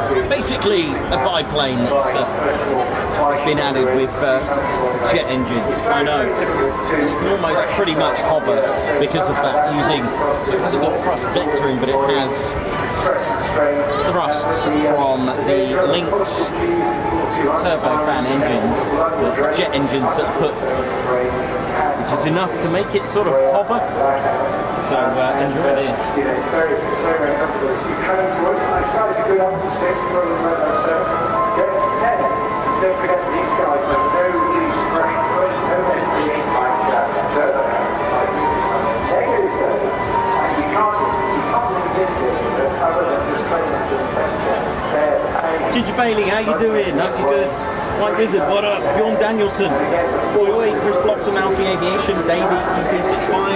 White Wizard, what up, man? LJ Approach, Marco Baxter, who's next to me in the other hotel. Dr. Soda, John Moose Schomburg.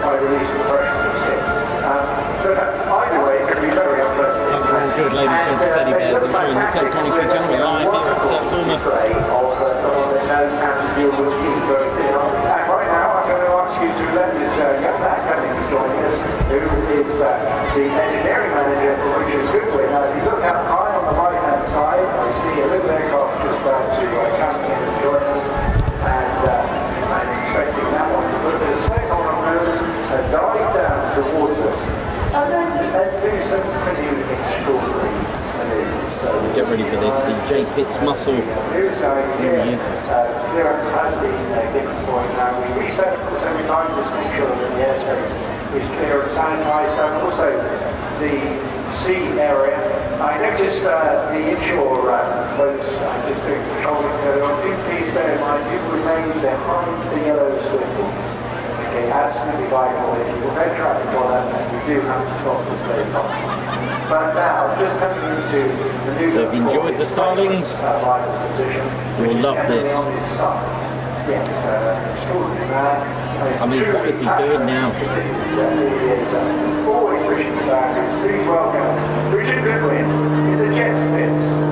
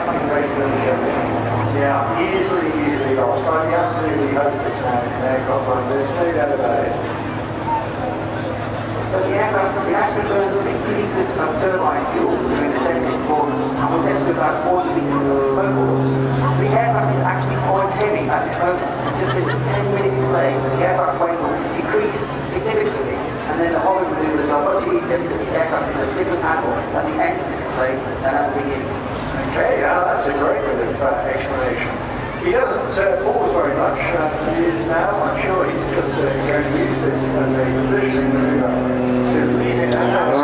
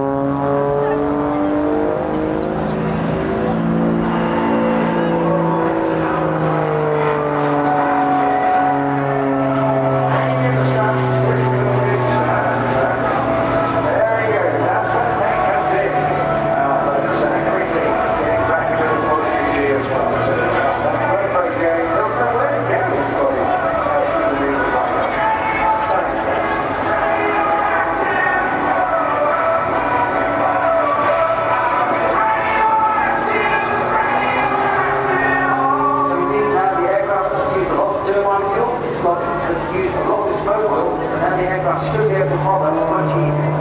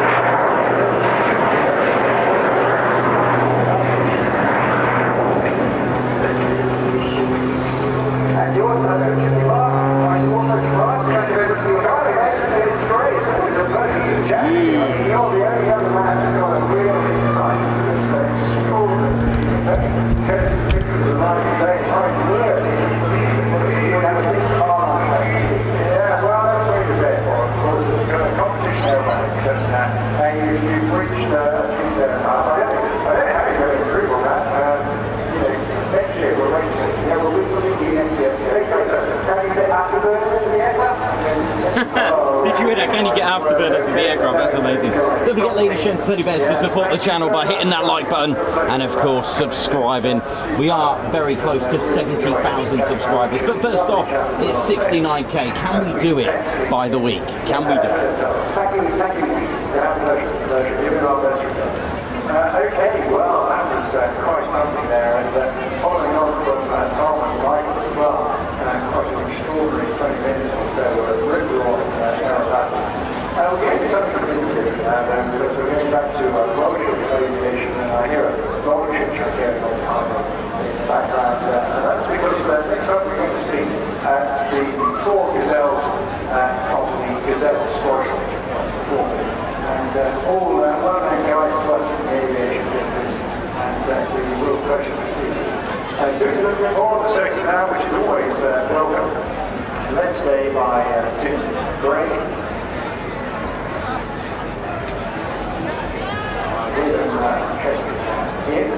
In a delightfully mixed bag of colours of Gazelles as well, representing a wide range of military and civilian Gazelles, embracing both RAF, VIP, and Royal Navy and civilian. So the 4 Gazelles next, coming up very shortly.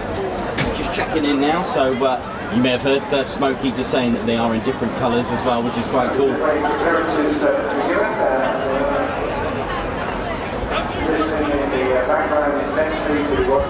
Well, Richard Goodwin there always impresses, doesn't he?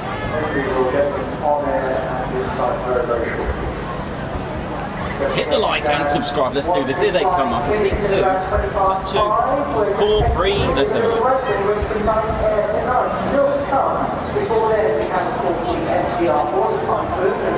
Yep. We have another 2 Spitfires. Spitfire 2 to Wildcats this afternoon.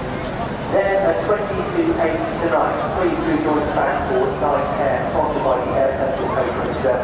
Tutor will be back with a Typhoon, Firebirds will be here, Tutor, and of course the Red Devils diving from their aircraft in the pitch black. That's something to see. It is indeed, yes, and we will must watch there. So stick with us throughout the course of the afternoon and evening as well, and enjoy all your activities going on in the Go Gardens, like combats, and also the food retreats. And just a great evening to you around on board the sea. One of the best venues in the country. So if you guys do now over towards the left-hand side, and there they go, or here they come, I should say. and the wonderful Gazelle Squadron. The only screen helicopter displayed in the EA at the moment. Remember, this is an M7 on civilian, these are not ex-military helicopters, but they were operated by volunteer pilots, all of whom are ex-military pilots as well. Back presenting a 4-aircraft display, which is really good news. They spent many years being Teducation work. Bringing you back memories for those perhaps who remember the Royal Navy Sharks and the Army Air Corps Blue Eagles. It's coming on now, just a rifle feature. You can see those of you already. You can see the differences in colours between all these aircraft.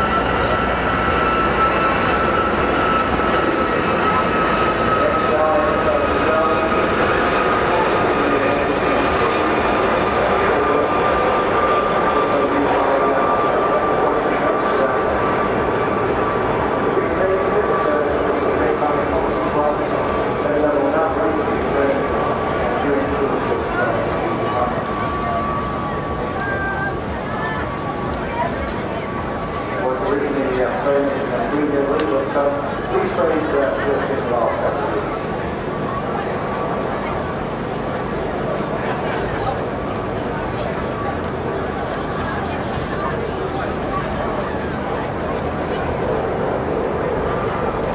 Before making now back into position on left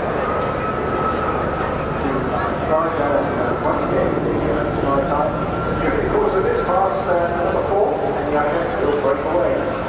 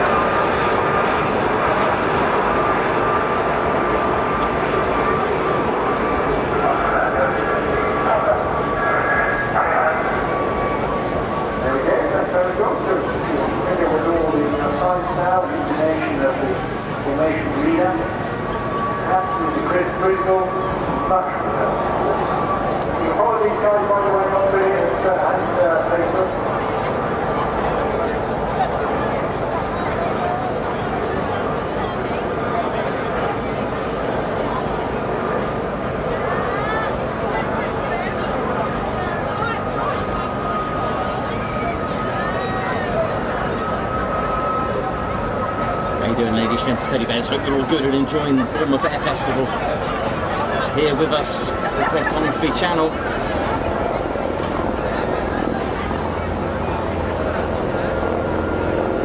Back when they started, they all had the usual names for the aircraft, Jingo, Doran, Jingo,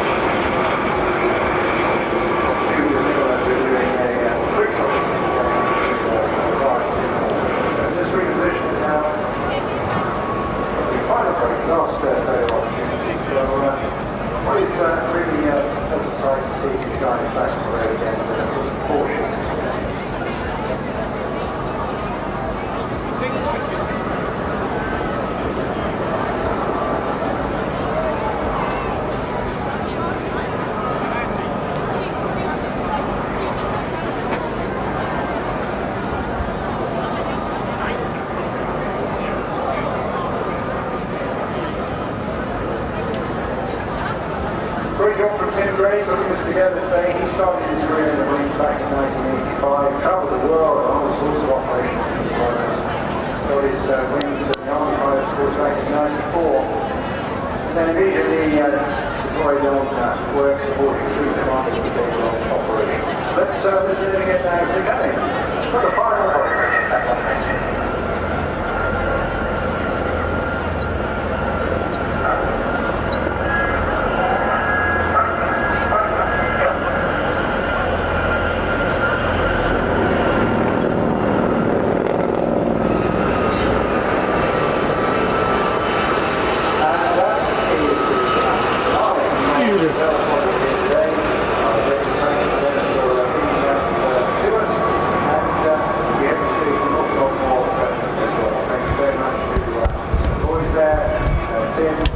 Beautiful. Right, what we got coming up next?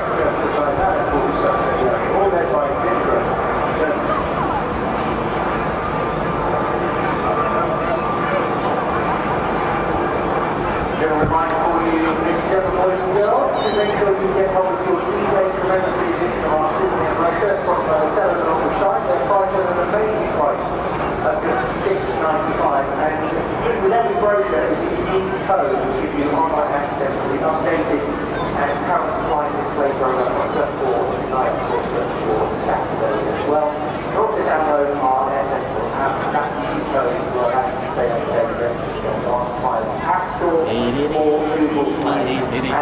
How we doing? Overall good, ladies, gents, Teddy Bears. Just quickly, just a reminder to support the channel by hitting the like and doing the, well, you're cleared to do so. And of course, if you come and join us, help us get to 70k. What are we on at the moment?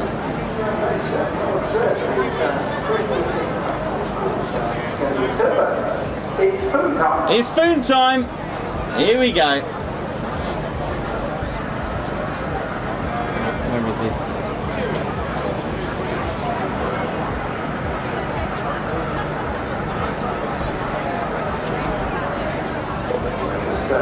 captain going on in the background here. He's already checked in. Don't forget, we've got a speed limit around the United Kingdom. 600 miles an hour is it? Just to pretend to pull your ears.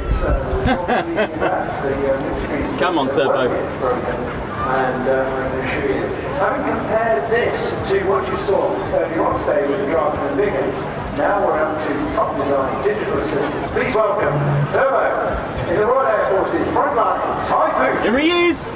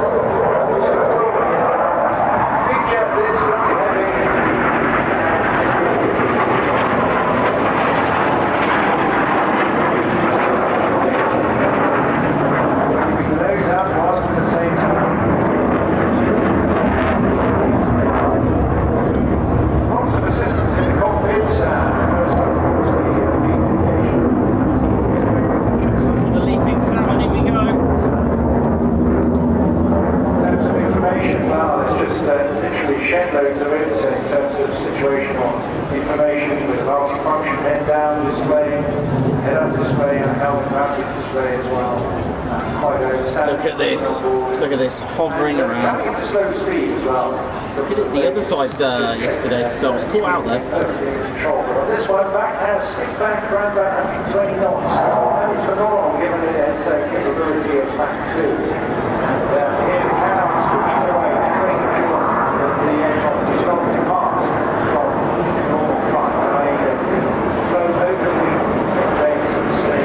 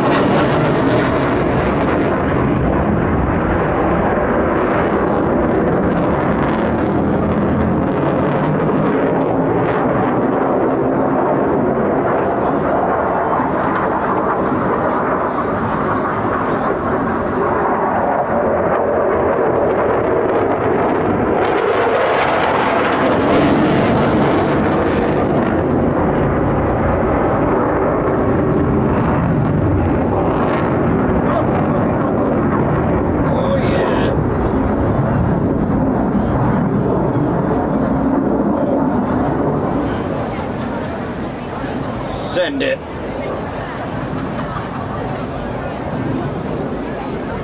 Absolutely mesmerising stuff, isn't it? But here he is now, putting on the power. This is the way to fly an air show.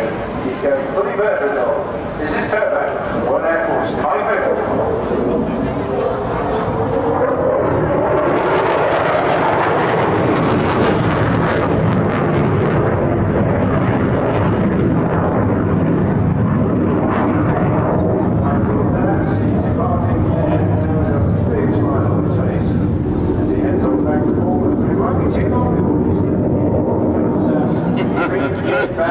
I say it all the time. Oh yeah! Woo!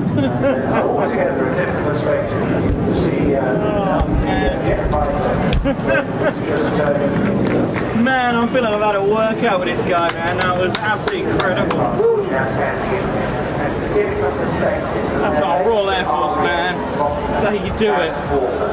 Well, he came in a bit tame, and I was set up for him to run in for the slow roll. Never mind, it's done now. Ted, you alright, mate? Ted's still looking for turbo. Yeah, it's interesting people that have to get airborne, so let's give a nod to all the engineers that are supporting those guys to be able to do that. Of course, especially... Ted, you alright, mate?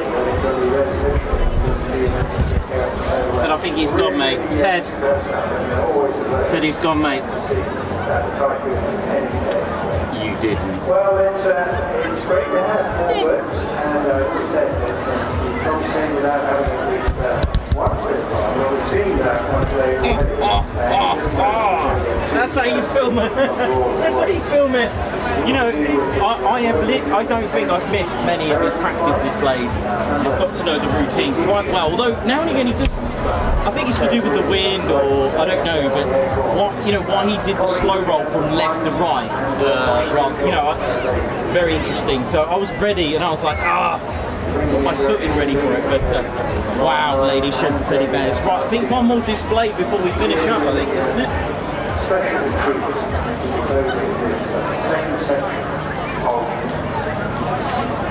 It's got to be worth a like and sub, isn't it? Here we go. Oh, that was a workout, man. Another treat. Burning Orange.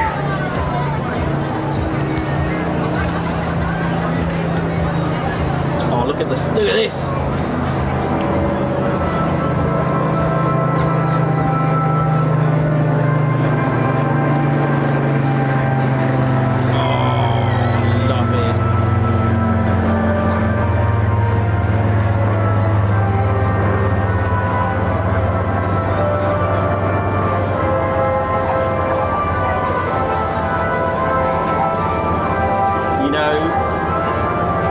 An icon of Battle of Britain, ladies and teddy bears, a iconic aircraft for our country. But I must confess, for me, I cannot see this aircraft now and not remember our late squadron leader Mark Long, who was a fan of the show as well.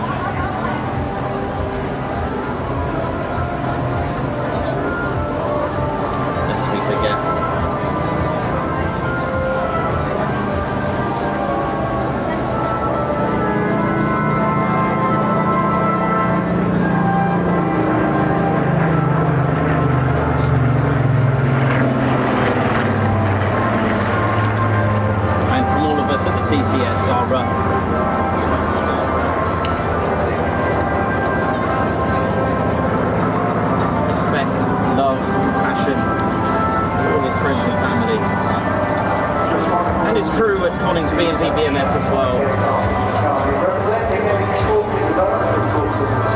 Speaking of the BBMF, this is the Spitfire, the blue one. That's the Mark 19, a reconnaissance unarmed aircraft. It's flown by an ex-BBMF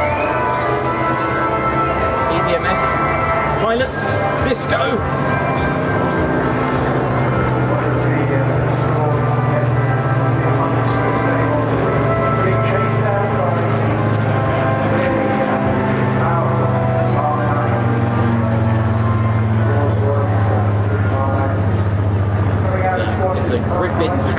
It's not Merlin, it's a Rolls-Royce Griffin powered 400, no, I can't remember the exact miles per hour, but it's like 420, 430 miles per hour. It was unarmed, it was a reconnaissance aircraft, and its defence was its speed.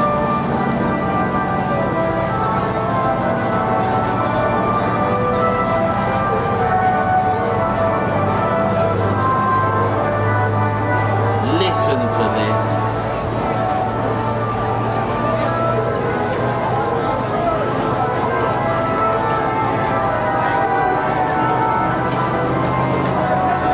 And don't forget to join us for the Dusk Displays.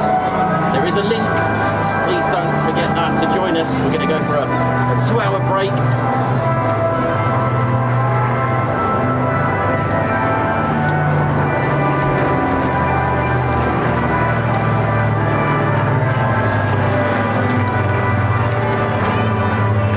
Davey, for your kind words, man.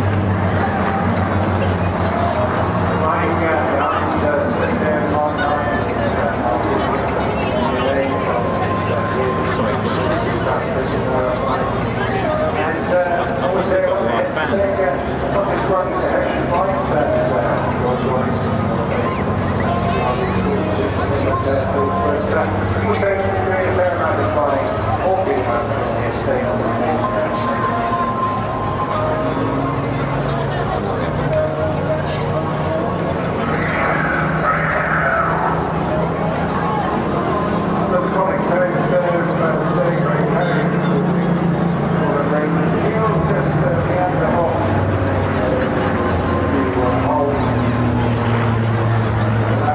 It wouldn't be Bournemouth without some sort of loud music from a hotel.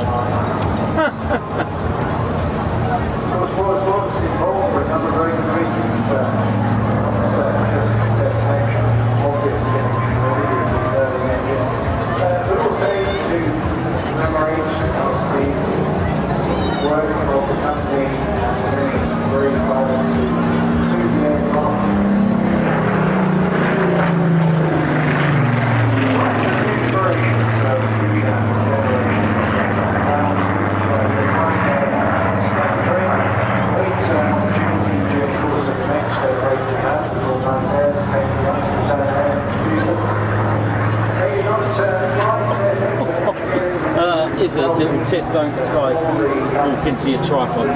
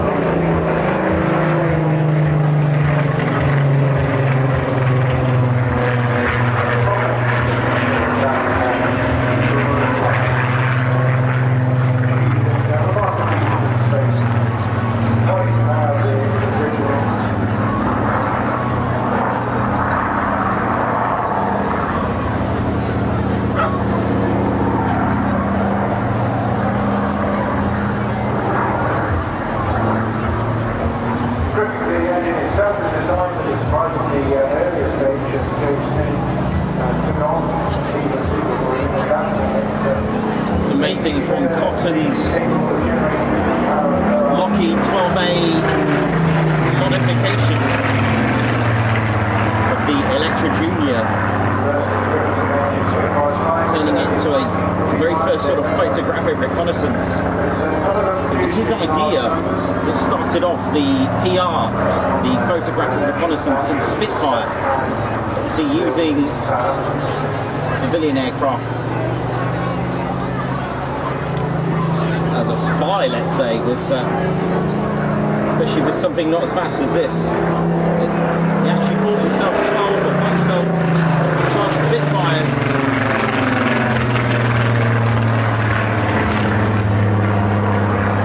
Turn them into reconnaissance.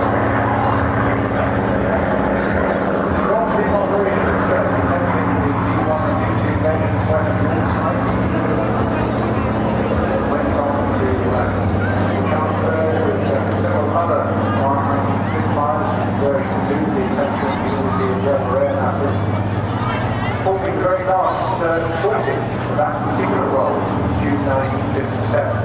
Alongside two other Mark 19s was retired into television and display duties, forming what was then the Royal Air Force's historic flight, the predecessor, of course, days back in Britain on Oregon.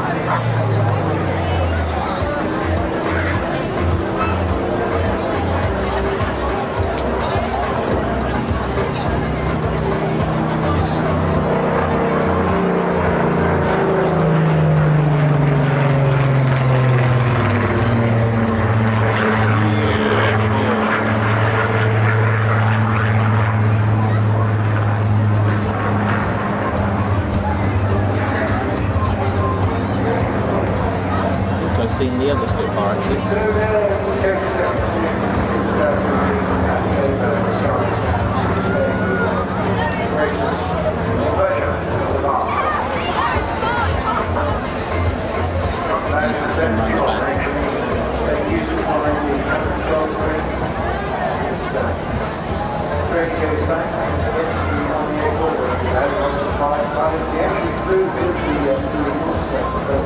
Yeah, we've got a DJ tonight, ladies, showing to teddy bears. This is the same DJ? Yeah, it turns it off for the Typhoon. Wingy likes this DJ, by the way.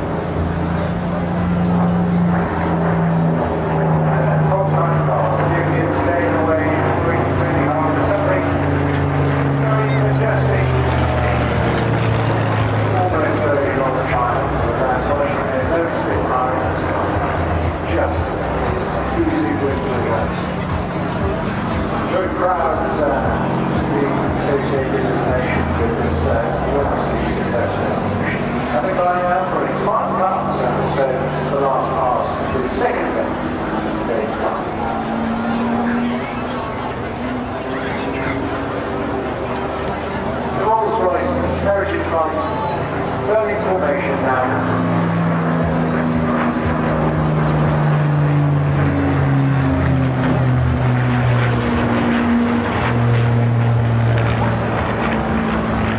Absolutely beautiful.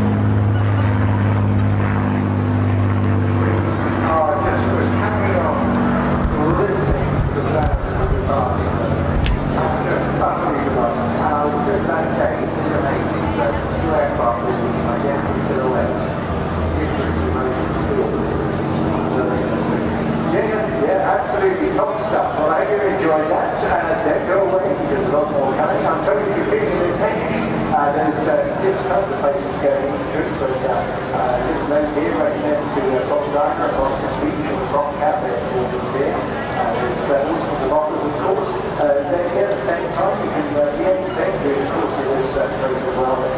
Combat will be breaking out at 20 and leading the retreat also at 18:45, both down in their regards. So not only nice air tonight with aircraft, but a special treat, of course, the first part is Firebirds space, Paragon tonight for the East Forward here. And of course, now everyone in Bournemouth has finished work, there'll be a lot more lucky people coming down this evening, so it's really important to keep your children and vulnerable people really safe tonight. We need to use our elderly kids as Teducation scheme.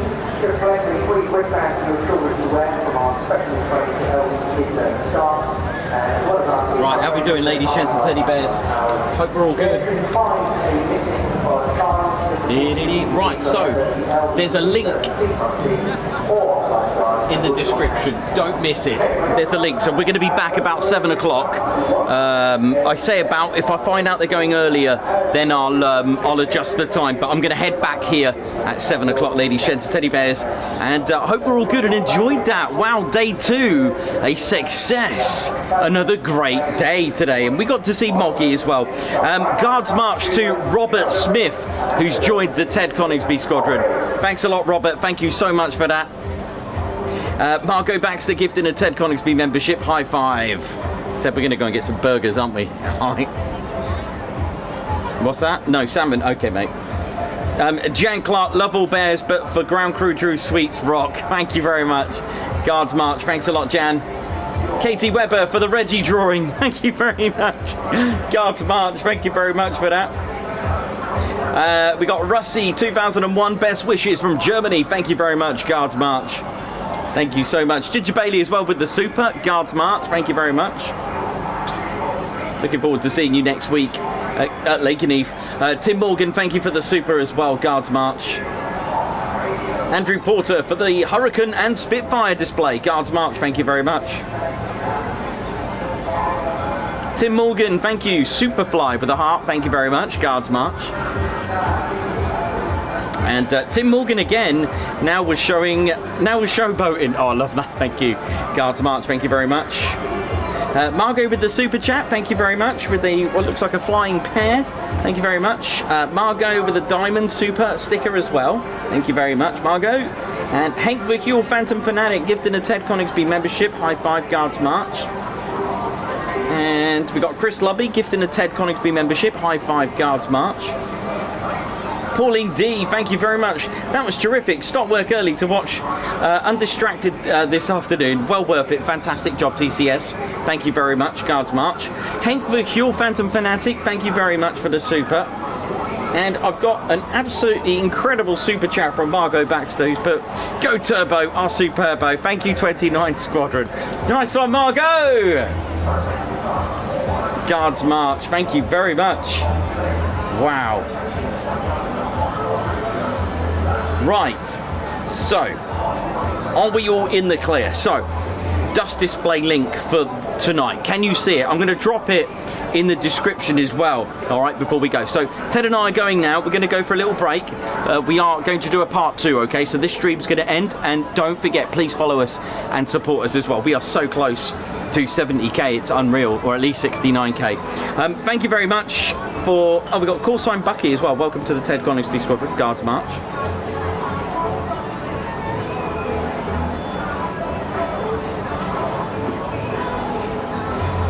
Okay, so link to part 2. Right, My name's Nikos. I've been your cameraman and commentator. This is our squadron leader, Ted Coningsby. You've been watching the Ted Coningsby channel live here at Bournemouth for part 1. Part 2 coming up in a bit. See you in about an hour and a half. See ya! Let's go, Ted. Let's go get some salmon burgers.